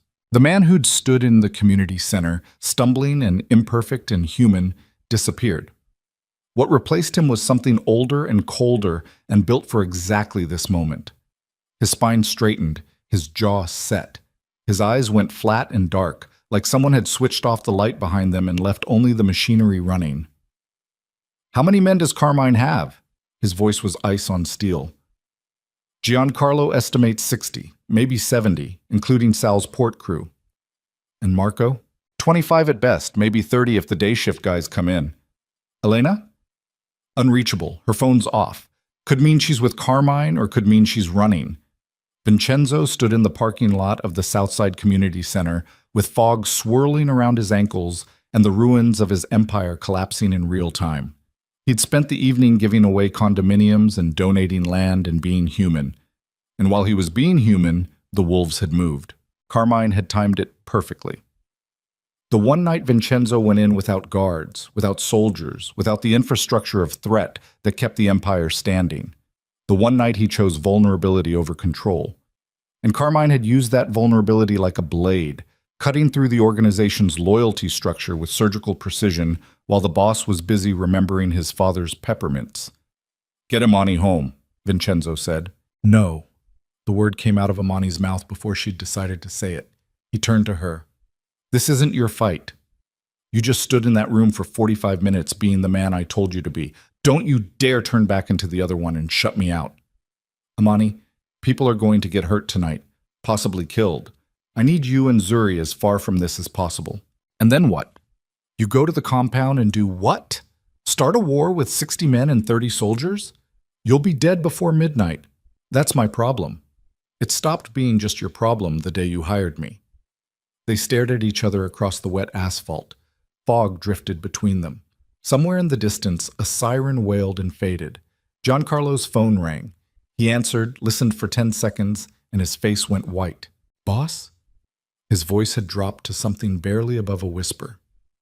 "Marco says Carmine just made a call to the Moretti family. He's offering them the port operations in exchange for backup. If the Morettis come in, we're looking at over 100 men." Vincenzo closed his eyes. Just for a moment. When he opened them, something had shifted in the darkness behind his irises. A decision made, a line crossed, a door closed so permanently that the sound of it seemed to echo off the wet pavement and the fog and the walls of the community center where, less than an hour ago, he'd been the closest thing to a good man he'd managed in 30 years. "Call everyone," Vincenzo said. "Every soldier, every associate, every person who owes the DeLuca name anything. Tonight we find out who's real." He turned to Amani. His face was a mask, but his eyes held something that the mask couldn't fully contain. A terrible, desperate sadness, the kind that came from watching a version of yourself die in real time. "Go home," he said. "Lock the door. Don't answer the phone unless it's me." Vincenzo, please. The word was broken glass in his mouth. If anything happens to you or Zuri because of what I am, I will never recover from it. Do you understand? I have survived everything this world has thrown at me. Bullets, betrayal, prison, burying my wife. But I will not survive that. She looked at him. Rain was starting to mix with the fog, fine droplets that clung to his hair and his eyelashes and the collar of his simple black shirt. He looked nothing like a mafia boss. He looked like a man standing at the edge of something bottomless and asking the only person he trusted to step back before the ground gave way. She got in the car. Giancarlo drove her home in silence. The city blurred past the windows, streetlights and storefronts and the dark shapes of buildings that looked like they were holding their breath. At her apartment, she found Zuri asleep with Gerald the elephant and a half-finished drawing on the nightstand. The drawing showed 3 people standing in front of a house: a woman, a little girl, and a tall man with dark hair. Imani sat on the edge of the bed and stared at the drawing and listened to her daughter breathe and felt the full weight of what was happening settle onto her shoulders like a physical load. She'd told Vincenzo to be human. She'd pushed him toward vulnerability and openness and the terrifying act of standing unarmed in front of people who had every reason to hate him. And while he was doing exactly what she asked, the empire had turned on itself like a snake eating its own tail. And now the man who'd braided Doll's hair and helped with flashcards was driving toward a war that might kill him before morning. Her phone sat on the nightstand beside the inhaler. Silent, dark. She picked it up, put it down, picked it up again. Then the screen lit up with a text from a number she didn't recognize. 4 words. Compound is surrounded. Come now. And beneath it, a photograph. Marco Bianchi, on his knees in the courtyard of the De Luca compound, hands zip-tied behind his back, blood running from a cut above his left eye. Behind him, standing with a gun held loosely at his side and a smile that looked like something borrowed from a corpse, stood Carmine Ferraro. And at the very edge of the frame, barely visible in the courtyard's security lights, Imani saw something that stopped her heart dead in her chest. Zuri's backpack. The pink one with the sparkly zipper, the one she'd left at the compound yesterday. The one Carmine was now holding up with his free hand, turning it slowly toward the camera, making sure Imani could see every glittering inch of it. The message was clear. I know where your daughter is. I know where you are. And now you know what I'm willing to do. Imani's hands began to shake. Not from fear. She'd lived with fear her entire life, and it had never made her shake. This was something else, something volcanic and ancient and so purely maternal that it bypassed every rational thought in her head and went straight to the place where survival lived, raw and red and absolute. She looked at Zuri sleeping in the bed, at Gerald the elephant with his one good ear, at the inhaler on the nightstand and the butterfly nightlight and the small, fragile universe she'd built around this child with nothing but stubbornness and love. Then Imani Carter did something she'd never done before. She called Vincenzo De Luca's private line, the number he'd given her on her first day with the instruction to use it only in emergencies. And when he answered, breathless and hard-voiced and surrounded by sounds she didn't want to identify, she said 6 words that changed the trajectory of everything. Carmine has a picture of Zuri. The silence on the other end lasted 3 seconds. 3 seconds during which the most dangerous man in the city became something far worse than a mafia boss. He became a father with nothing left to lose. The silence on the phone lasted 3 seconds. Then Vincenzo's voice came back, and it didn't sound like him anymore. It sounded like something excavated from deep underground, ancient, cold, and stripped of every human frequency she'd come to recognize over the past 3 months. Where is Zuri right now? In bed. Asleep. She's right here with me. Lock the front door, but lock the windows. Move away from any wall that faces the street. Take Zuri into the bathroom. No windows. 1 door. You can see anyone coming. Vincenzo, the backpack. He has her backpack. He's sending me a message. I know what he's sending. He's telling you he can reach her. He's wrong. He can threaten. He can hold up a backpack and take photographs. But he cannot reach her. Not tonight. Not ever. Do you hear me? I hear you. Giancarlo is 12 minutes from your apartment. He's bringing 4 men. They will stay outside your building until I come for you personally. Nobody gets past them. Nobody. What are you going to do? The pause was half a second. In that half-second, Amani heard everything. The scrape of a chair, the muffled sound of voices behind him, the metallic click of something she refused to identify. What I should have done the moment Carmine walked into my office and looked at your daughter like she was a problem to be solved. The line went dead. Amani stood in the dark apartment with the phone pressed against her ear for 3 full seconds after the call ended, listening to the silence the way you'd listen to the last note of a song you'd never hear again. Then she moved. She scooped Zuri from the bed. The girl stirred, mumbled something about Gerald, didn't fully wake, and carried her into the bathroom. The tile was cold. The fluorescent light buzzed with the same broken frequency as the one in St. Mercy Hospital a lifetime ago. She set Zuri in the bathtub with 2 blankets and Gerald the elephant and the inhaler from the nightstand, then closed the bathroom door and sat with her back against it, facing the hallway, listening. The apartment was silent except for the sounds every apartment makes when you're afraid. The refrigerator humming, the pipes ticking inside the walls, the faint creak of floorboards settling under the weight of a building that had been slowly dying for decades. 11 minutes later, she heard footsteps in the hallway outside. Heavy, measured, multiple sets. Then Giancarlo's voice, low and controlled through the door. "Miss Carter, we're here. 4 men on the corridor, 2 on the stairwell, 1 at each building exit. You're safe." She didn't open the door. She pressed her hand flat against the wood and felt the vibration of Giancarlo's breathing on the other side and said, "Don't let anyone through." No one gets through. She believed him. Not because she trusted the organization or the empire or the machinery of violence that made it all possible.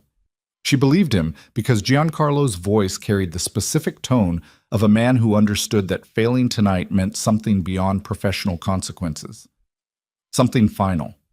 She stayed in the bathroom with her back against the door and her sleeping daughter in the bathtub and her phone on her knee, watching the screen, waiting for it to light up. It didn't. Across the city, Vincenzo De Luca was standing in the basement of a restaurant on Federal Street that had been closed for 2 years but still had power, and running water, and a table large enough for 8 men to sit around without touching. The restaurant was called Palazzo's. It had belonged to Vincenzo's uncle before the uncle died of a stroke at 63, and Vincenzo had kept it off the books as a meeting point for situations that required walls nobody knew about. This was that situation. Marco sat across from him. The cut above his left eye had been cleaned and closed with butterfly strips, and the zip-tie marks on his wrists showed as raw red lines that he kept rubbing unconsciously, the way a man rubs a wound to remind himself it's real. Beside him sat Giancarlo's second, a man named Luca, who had a shaved head and a face that communicated nothing, and a reputation for being the calmest person in any room where someone was about to die.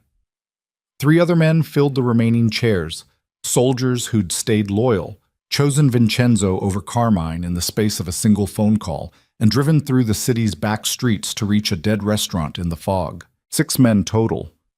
Against Carmine's 60+, now potentially bolstered by Moretti reinforcements, Marco was the first to speak. "He has the main compound locked down.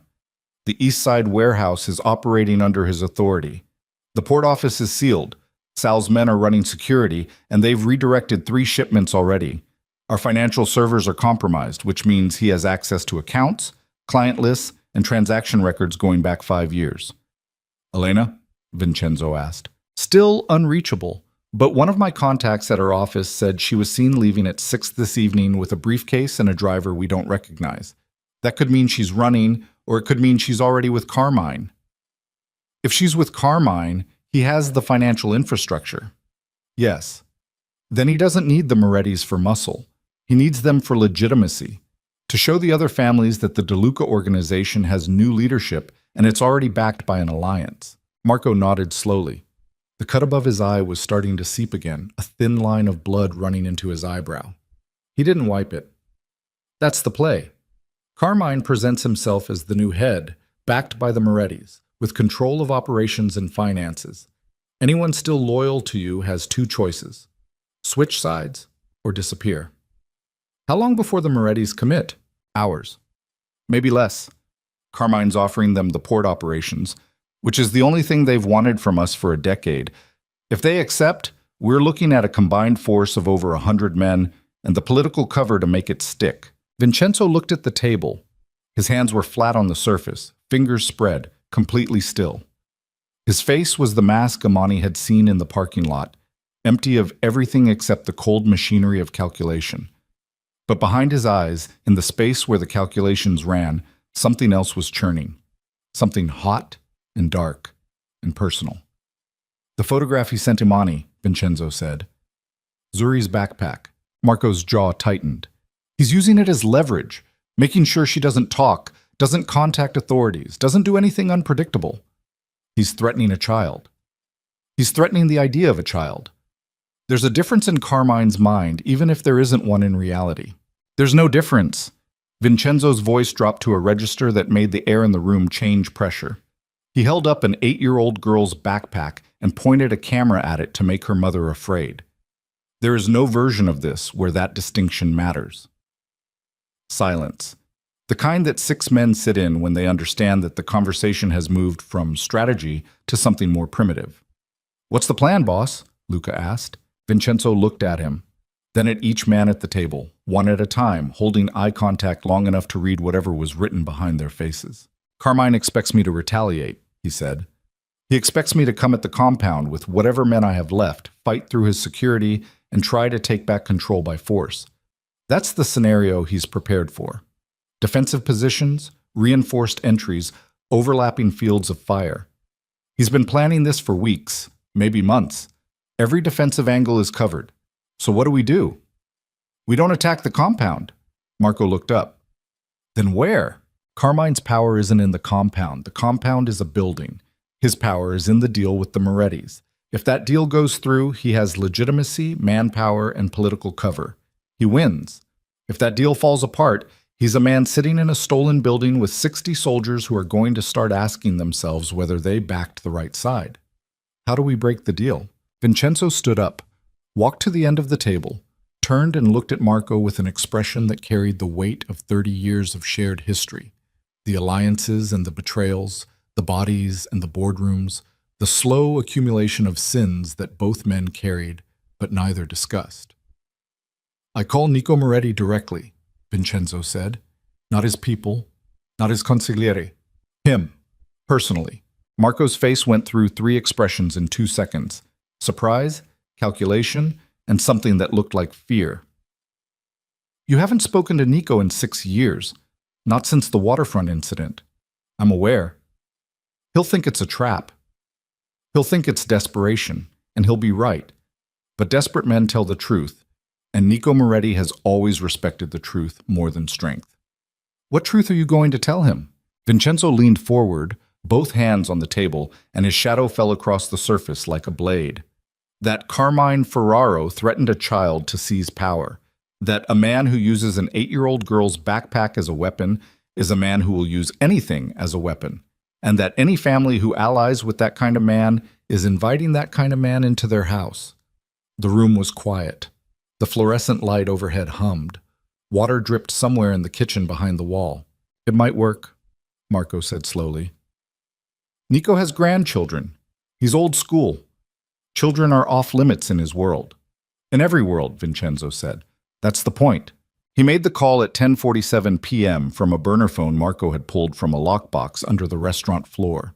The number was old, stored in Vincenzo's memory the way certain numbers live in certain men's heads. Not written down, not saved in any device, just carried in the folds of the brain like a scar that never fully healed. Nico Moretti answered on the 4th ring. His voice was graveled and slow. The voice of a man in his 70s who had outlived most of his enemies and buried enough friends to know that longevity was its own kind of punishment. "Vincenzo, Nico, I'm surprised you still have this number. I'm surprised you still answer it." A pause, the sound of ice in a glass, a swallow. "Carmine Ferraro called me 2 hours ago, offered me the port operations in exchange for support. Generous offer. I told him I'd think about it." "Have you thought about it?" "I'm thinking about it now." "You calling me is part of the thinking." Vincenzo gripped the phone. His knuckles were white, but his voice was steady, controlled, operating on a frequency that allowed no tremor. "Carmine's offer is real. He has the compound, the warehouse, the port office, and probably the financial infrastructure. He can deliver what he's promising. Then why are you calling to confirm it? Because there's something he didn't tell you. When he made his move tonight, he sent a photograph to a woman who works for me. A civilian. A mother. The photograph showed her daughter's backpack, a pink backpack with a sparkly zipper, being held up by Carmine next to a man on his knees with blood on his face. The message was clear. He was telling a mother that he knew where her child was. Silence on the line. Longer this time. The ice didn't clink. "The child," Nico said. "How old?" "8. More silence. "The child wasn't harmed?" "The child was asleep in her bed.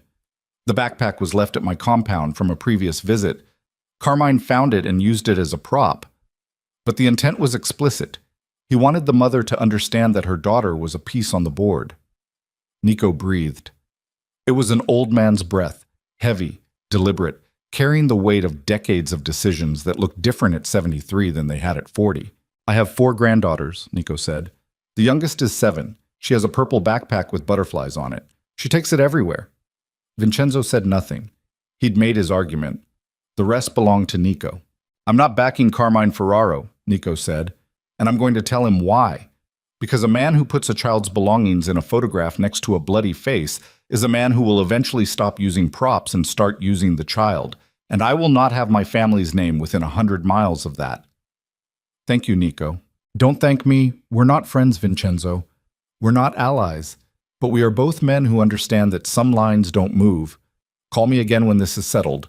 We'll discuss the ports like adults." The line went dead. Vincenzo set the phone on the table and exhaled. It was the first full breath he'd taken in 2 hours, and it came out shaking. A tremor that started in his chest and worked its way through his shoulders and into his hands, where it stayed for 5 seconds before he pressed his palms flat against the table and forced the stillness back. "It worked?" Marco asked. "The Morettis are out. Nico's going to tell Carmine directly." Marco closed his eyes, opened them. When Carmine finds out the Morettis pulled out, he's going to panic. 60 men with no alliance backing them is a very different situation than 60 men with 100 behind them. "Which is why we move now," Vincenzo said. "Not at the compound, at the soldiers. Carmine's people didn't follow him out of loyalty. They followed him because he promised them a winning side. Take away the Morettis and the winning side evaporates. We reach out to every soldier individually, personal calls, direct offers. Come back now, no consequences. Wait until morning, and there are consequences. You're offering amnesty. I'm offering survival. There's a difference." Marco stood up. Luca stood up. The 3 remaining soldiers stood up. "How many calls?" Marco asked. "All of them. Every soldier Carmine turned. We have until dawn before he regroups and finds another play." They worked through the night. 6 men in a dead restaurant, burning through burner phones, making calls that lasted between 30 seconds and 5 minutes each. The conversations were variations of the same theme. Carmine's deal with the Morettis just collapsed. The winning side isn't winning anymore. You have until sunrise to make a choice, and after sunrise, the choice gets made for you. By 2 a.m., 11 soldiers had switched back. By 3 a.m., the number was 23. By 4 a.m., when the first gray light started pushing through the fog, Carmine's force had hemorrhaged to less than 30 men. Half of Sal's port crew had gone dark, and 3 of Carmine's own lieutenants had called Marco directly, asking for terms. At 4:37 a.m., Vincenzo's phone rang. Not the burner. His personal phone. The one only 4 people in the world had the number for. The caller ID said Elena Vitale. He answered. "I have the financial servers," Elena said. Her voice was flat, professional, carrying no inflection that suggested she'd just spent 10 hours playing a game with stakes measured in blood. "Backup copies of everything, client lists, transaction records, account access codes. I pulled them before Carmine's people locked down the server room. I've been in a safe house on the north side since 6 p.m. waiting to see which way this went." "You were waiting." "I was calculating. I've been with this organization for 19 years, Vincenzo. I know what Carmine is. I also know what you're becoming. I chose to bet on the version of you that stood in a community center tonight and gave away condominiums." "How did you know about that?" "Dorothy Price is my mother's neighbor. She called my mother before you left the parking lot." Vincenzo sat down. The chair creaked beneath him. The fluorescent light hummed. And something in his chest, not the arrhythmia, not the medication, not the physical damage, something deeper and less diagnosable, loosened by a single degree. "Come in," he said. "Bring everything." Already driving. By dawn, the mathematics had inverted. Carmine held the compound with 28 men, no alliance, no financial infrastructure, and the growing awareness that the fortress he'd seized was becoming a cage. Vincenzo had 47 soldiers, Elena's financial leverage, Nico Moretti's implicit neutrality, and something Carmine had never thought to account for. The community. Dorothy Price called at 6:15 a.m. Imani had given her Vincenzo's number during the meeting, a gesture that had seemed insignificant at the time, but now carried the weight of a bridge between two worlds that had never touched. "Mr. DeLuca," Dorothy said, "I hear you're having trouble with your people." News travels fast on the south side. News travels fast everywhere when it matters. I have 47 residents outside the community center right now. They heard what happened. They heard Carmine Ferraro is trying to take over, and they want you to know something. What's that? You made promises last night, to this neighborhood, to these families, to the garden on Maple Street, and we're holding you to every single one. So whatever you need to do to finish this, you finish it, because the South Side just voted, and we voted for the man who remembered his father's store. Vincenzo pressed the phone against his forehead and closed his eyes. His hand was shaking, his chest hurt, his body was running on no sleep and cold coffee and the specific kind of adrenaline that burned through the bloodstream like acid. But for 3 seconds, standing in the dead restaurant with dawn coming through the grimy windows and his empire half rebuilt from the wreckage of the night, he felt something he hadn't felt since a woman in stained scrubs told him to breathe in a broken elevator. Whole. Then the phone buzzed with a text from Marco. "Carmine wants to talk. Compound courtyard. Sunrise. Just you and him." Vincenzo looked at the message, read it twice, set the phone down. He knew what Carmine wanted. Not negotiation, not surrender. Carmine wanted to look Vincenzo in the eye and understand how the man he'd dismissed as weak, distracted, softened by a woman and a child, and the unbearable burden of being human. How that man had dismantled his coup in a single night without firing a shot. He wanted to understand, and Vincenzo was going to show him. He walked out of the restaurant into the first light of morning. The fog was lifting, pulling apart in slow gray ribbons that revealed the city beneath, battered, bruised, still standing. He got into the car. Marco drove. Neither of them spoke. The compound gates were open when they arrived. The courtyard was empty except for 2 figures. Carmine Ferraro stood at the center, hands at his sides, suit wrinkled from the night, face carrying the haggard expression of a man watching his certainties evaporate. Behind him, sitting on a stone bench near the dormant fountain, sat Sal Mancuso, slumped forward with his elbows on his knees and his head in his hands, the posture of a man who had already accepted the ending. Vincenzo got out of the car, walked across the courtyard, stopped 10 feet from Carmine.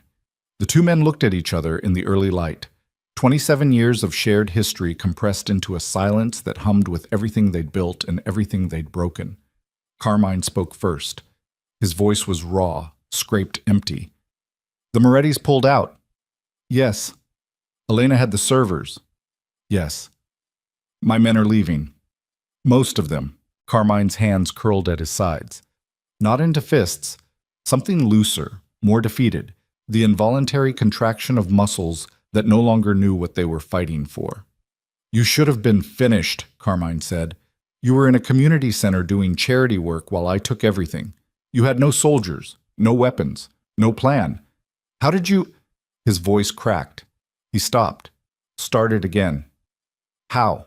Vincenzo looked at him, studied the face he'd known for nearly 3 decades, the deep-set eyes, the heavy jaw, the permanent suspicion that had once been useful and eventually became a cage. "Because you made a mistake, Carmine." "What mistake?" Vincenzo stepped closer, close enough to see the capillaries broken in Carmine's eyes from a night without sleep, close enough to smell the cigarette smoke embedded in his collar, close enough that when he spoke, the words landed with the physical weight of stones dropped into still water. "You threatened a little girl, and in doing so you told every person in this city exactly what kind of man you are. And it turns out Carmine, even in our world, even in this life, that matters. Carmine stared at him. His mouth opened, closed. His eyes were wet, though whether from exhaustion or something deeper was impossible to tell. Behind him, Sal Mancuso stood up from the bench, walked across the courtyard without looking at either of them, and disappeared through the compound gates into the morning light. Carmine and Vincenzo stood alone in the courtyard with the fountain between them, and the sun coming up over the rooftop and the sound of the city waking around them, traffic and sirens and the distant rumble of trucks on the highway, the ordinary sounds of a world that didn't know how close it had come to burning. "What happens now?" Carmine whispered. Vincenzo looked at him for a long time.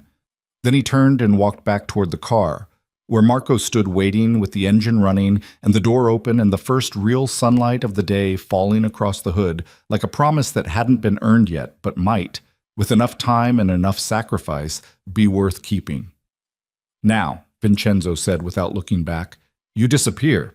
And Carmine Ferraro, standing alone in the courtyard of the empire he'd tried to steal and failed, understood with absolute and devastating clarity that disappearing was not a suggestion. It was the only mercy Vincenzo De Luca had left to give. Carmine Ferraro disappeared on a Saturday morning. Not violently, not dramatically, not the way people disappeared in the stories told about the De Luca family in back rooms and nightclubs across the city. He simply left. Packed one suitcase from the apartment he'd kept on the Upper West Side for 23 years, drove to the airport in a car that didn't belong to the organization, and boarded a flight to a country that didn't have an extradition treaty with the United States. Marco confirmed the departure through a contact at the airline. Vincenzo received the confirmation, read it once, set his phone on the desk, and said nothing. Sal Mancuso was easier. Sal had never been a leader. He was a follower who'd attached himself to the strongest current, and when that current reversed, he reversed with it. He came to the compound 2 days after Carmine's departure, sat in the chair across from Vincenzo's desk.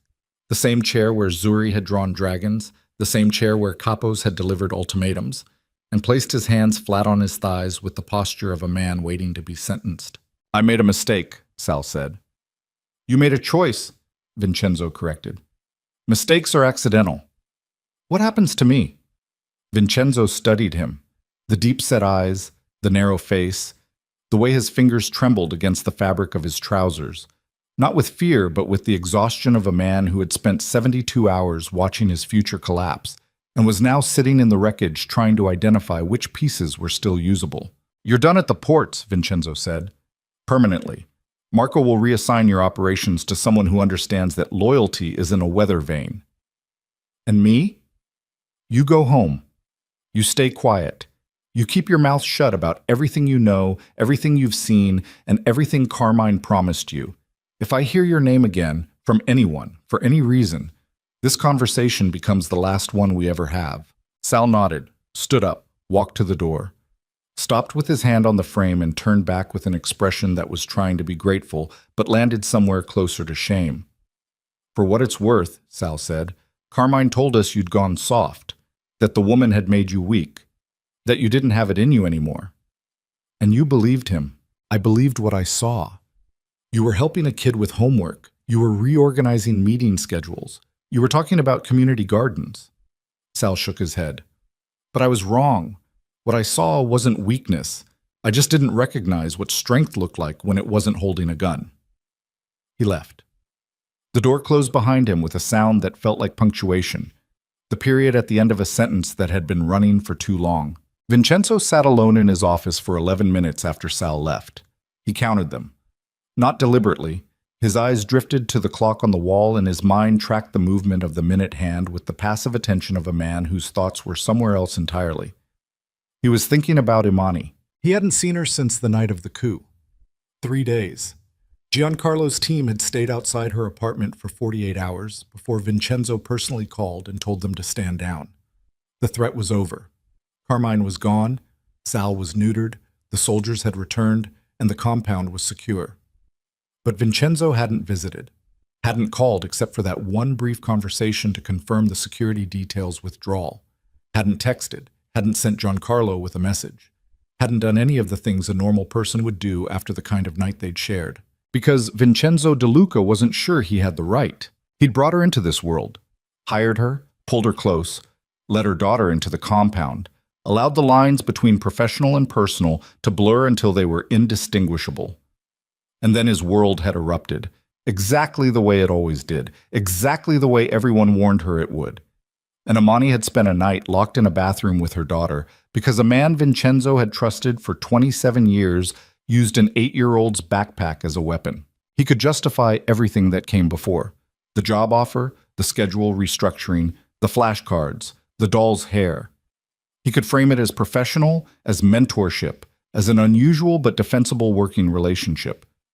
But the truth was simpler and more damaging. He cared about her, deeply, in a way that felt like a wound reopening in slow motion, the scar tissue from Sophia's death splitting apart to reveal raw flesh underneath that hadn't seen light in 7 years. And caring about Amani meant acknowledging that every moment she spent near him put her in danger. Not hypothetical danger, not theoretical danger, the kind of danger that showed up in photographs of pink backpacks held by men with guns. So he sat in his office and stared at the clock and did nothing. Because doing nothing felt like the only responsible choice left. It was Amani who made the choice for him. She showed up at the compound on Wednesday afternoon. No call. No appointment.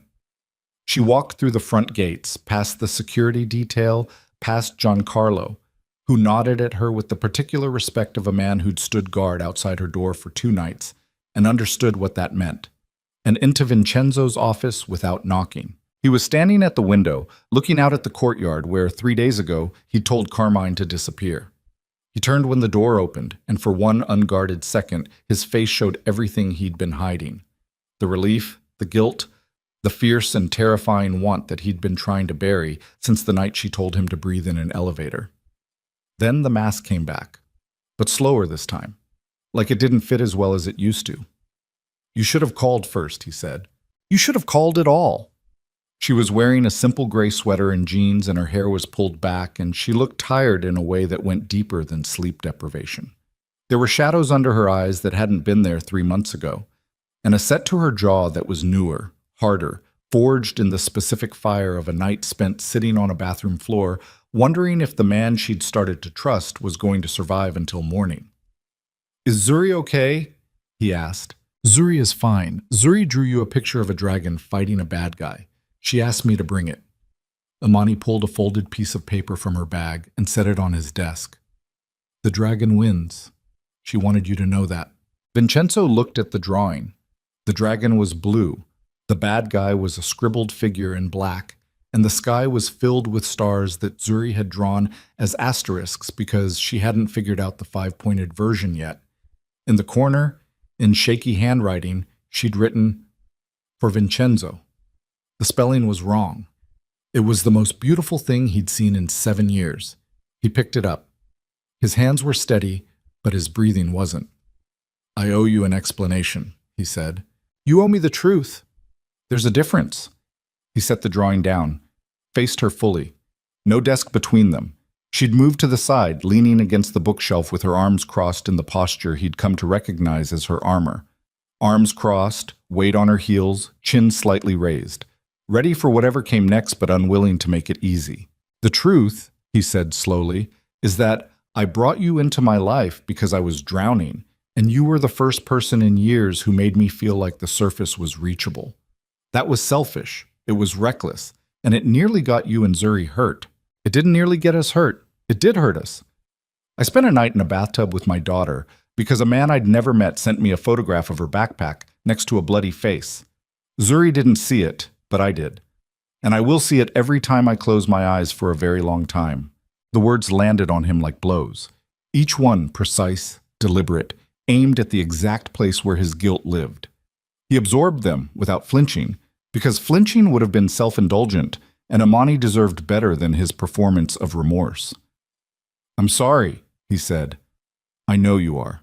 If you want to leave, if you want to walk out of this building and never come back, I will make sure you and Zuri are taken care of, financially, permanently. No strings, no conditions, no contact. You'll never hear from me again." She looked at him, studied his face the way she'd studied it in the hospital room 4 months ago. Past the surface, past the armor, past the name and the reputation and the empire. down to the man underneath, the one who braided Doll's hair, the one who remembered peppermints, the one who'd called Nico Moretti not with threats or bargains, but with the truth about a child's backpack, and turned to war without firing a shot. "Is that what you want?" she asked. "For me to leave? What I want doesn't matter." "That's not what I asked."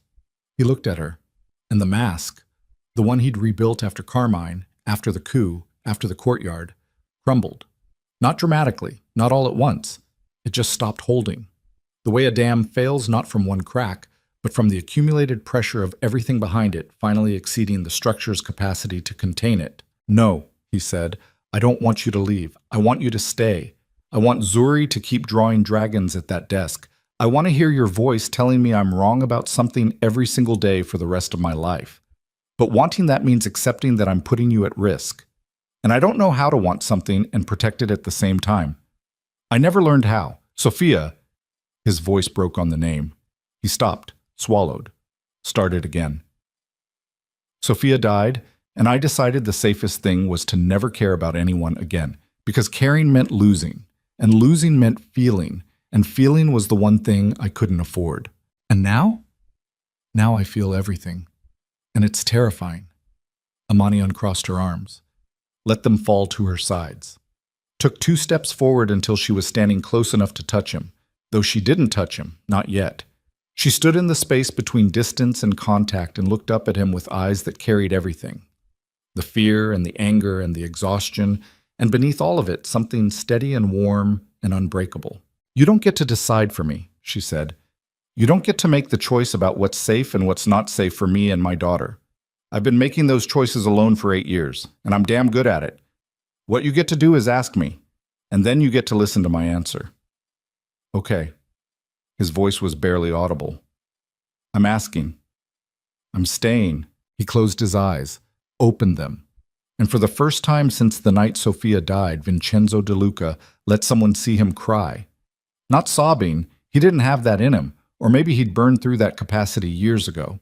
But his eyes filled and 2 tears tracked down his face, one on each side, following the lines that age and grief had carved into his skin like channels waiting for water. Imani reached up and wiped one away with her thumb. The gesture was small and enormous and completely without pretense. She didn't say anything. She just touched his face and let the silence hold the weight of everything they'd survived to reach this moment. Then she stepped back, crossed her arms again, raised her chin.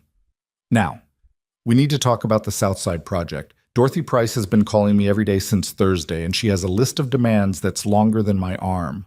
Something broke loose in his chest. Not grief this time. Something lighter, airier, unfamiliar. It took him a moment to identify it. Laughter. He laughed. A real laugh, rough and unpracticed, scraping its way out of his throat like a sound that had been locked in a basement for 7 years. It wasn't pretty and it wasn't elegant, and it startled Giancarlo badly enough that the man opened the office door to check before seeing the situation and retreating with an expression of profound bewilderment. "Dorothy Price," Vincenzo said, still laughing, "is going to be the death of me."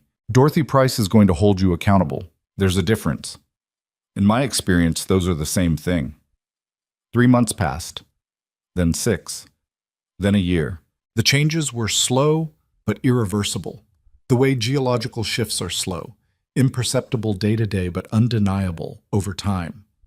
The Southside redevelopment project broke ground in the spring, and when it did, Vincenzo was there with a hard hat that didn't fit and work boots that had never touched dirt before, and Dorothy Price standing beside him with a clipboard and the satisfied expression of a woman who'd spent her life fighting and had finally found someone worth fighting alongside. The community garden on Maple Street was not only preserved, but expanded. 3 vacant lots were converted into raised beds, and a local nonprofit took over management. The first harvest produced enough vegetables to supply the community center's weekly food distribution for 6 months.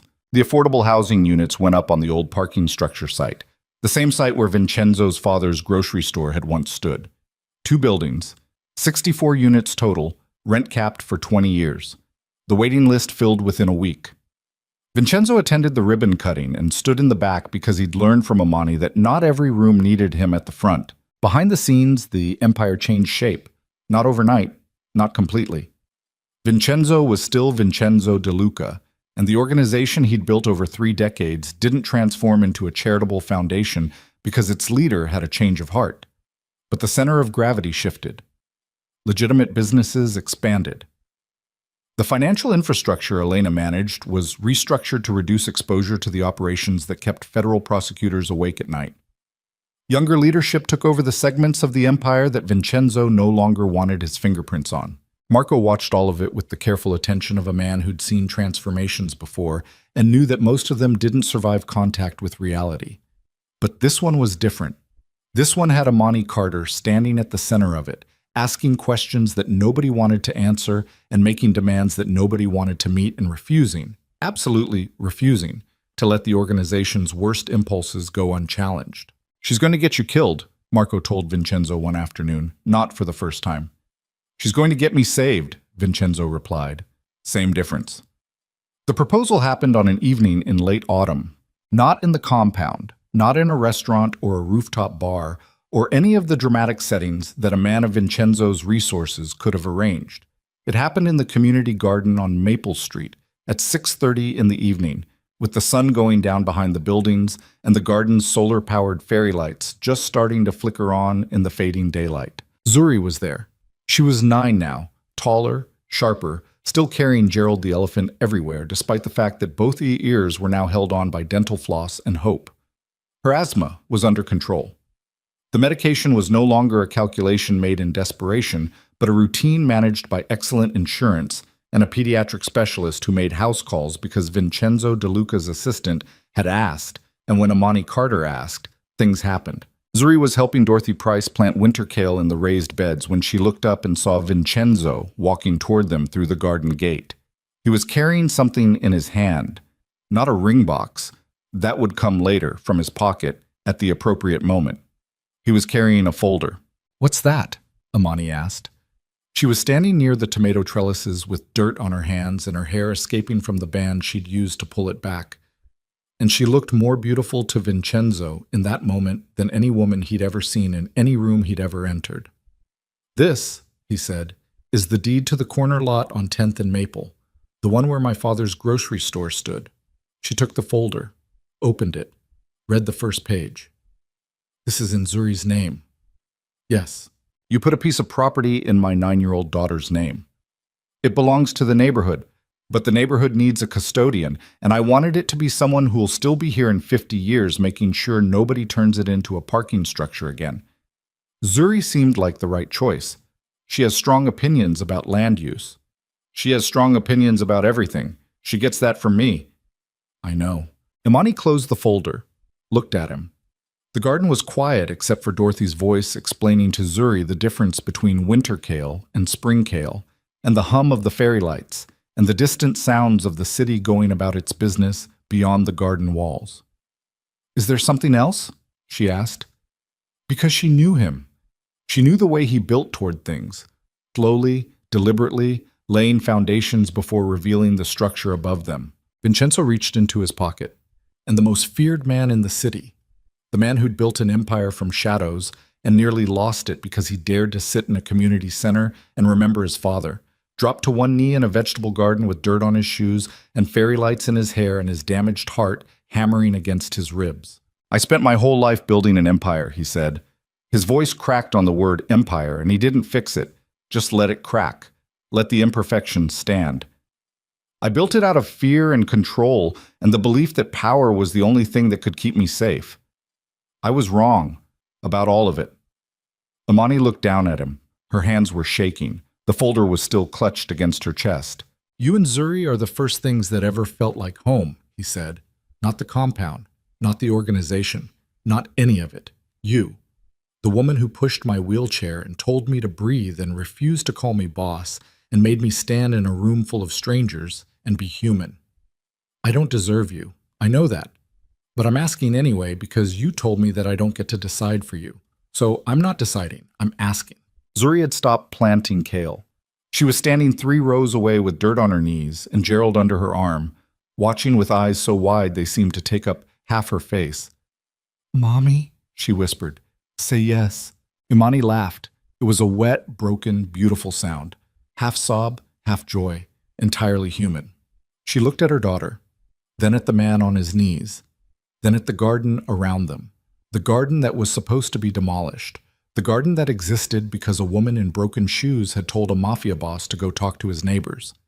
Yes, she said. Vincenzo stood up. His knees protested. He was 54 years old with a cardiac condition and a lifetime of damage, and kneeling on garden soil wasn't kind to any of those things.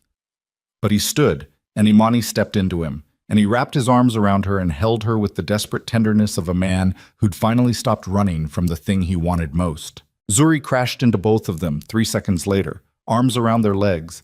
Gerald squashed between them, laughing and crying and asking if this meant she could have a dog. Dorothy Price watched from the raised beds with a handful of kale seedlings and an expression that combined satisfaction and skepticism in equal measure. "Don't mess this up, DeLuca," she called across the garden. Vincenzo looked at her over Imani's shoulder, with Zuri clinging to his leg and fairy lights reflected in his wet eyes. "Yes, ma'am," he said. One evening, months later, they stood together in the finished garden. The Maple Street lot had been transformed. Raised beds, a small greenhouse, a mural on the back wall painted by local teenagers depicting the neighborhood's history in bright, overlapping colors. Children played between the rows while their parents sat on benches that Vincenzo had commissioned from a local carpenter, each one bearing a small brass plate with the name of a family that had lived on the block for more than 20 years. The city's skyline rose behind the garden walls, catching the last of the day's light. Vincenzo stood with his arm around Imani's waist, watching the children run, listening to the sounds of a neighborhood that was rebuilding itself one garden bed at a time. "All this," he murmured, his voice low enough that only she could hear, "because you stopped to help a stranger." Imani rested her head against his chest. She could feel his heartbeat through the fabric of his shirt. Steady, strong, carrying the rhythm of a man who'd been given a second chance and was spending every day trying to earn it. "No," she whispered, "because even monsters deserve one chance to be loved." Vincenzo pressed his lips against the top of her head, closed his eyes, breathed. And for the first time in longer than he could remember, the breathing didn't hurt. The fairy lights hummed softly in the dusk. Zuri's laughter carried across the garden, high and clear and unbroken. The city moved around them, sirens and traffic and the endless grinding machinery of a world that would never be fully fixed. But here, in this small square of reclaimed earth, between the kale and the tomatoes and the mural that told the story of a neighborhood that refused to disappear, something had taken root. Not perfection, not redemption. Something smaller and more honest than either of those. A beginning.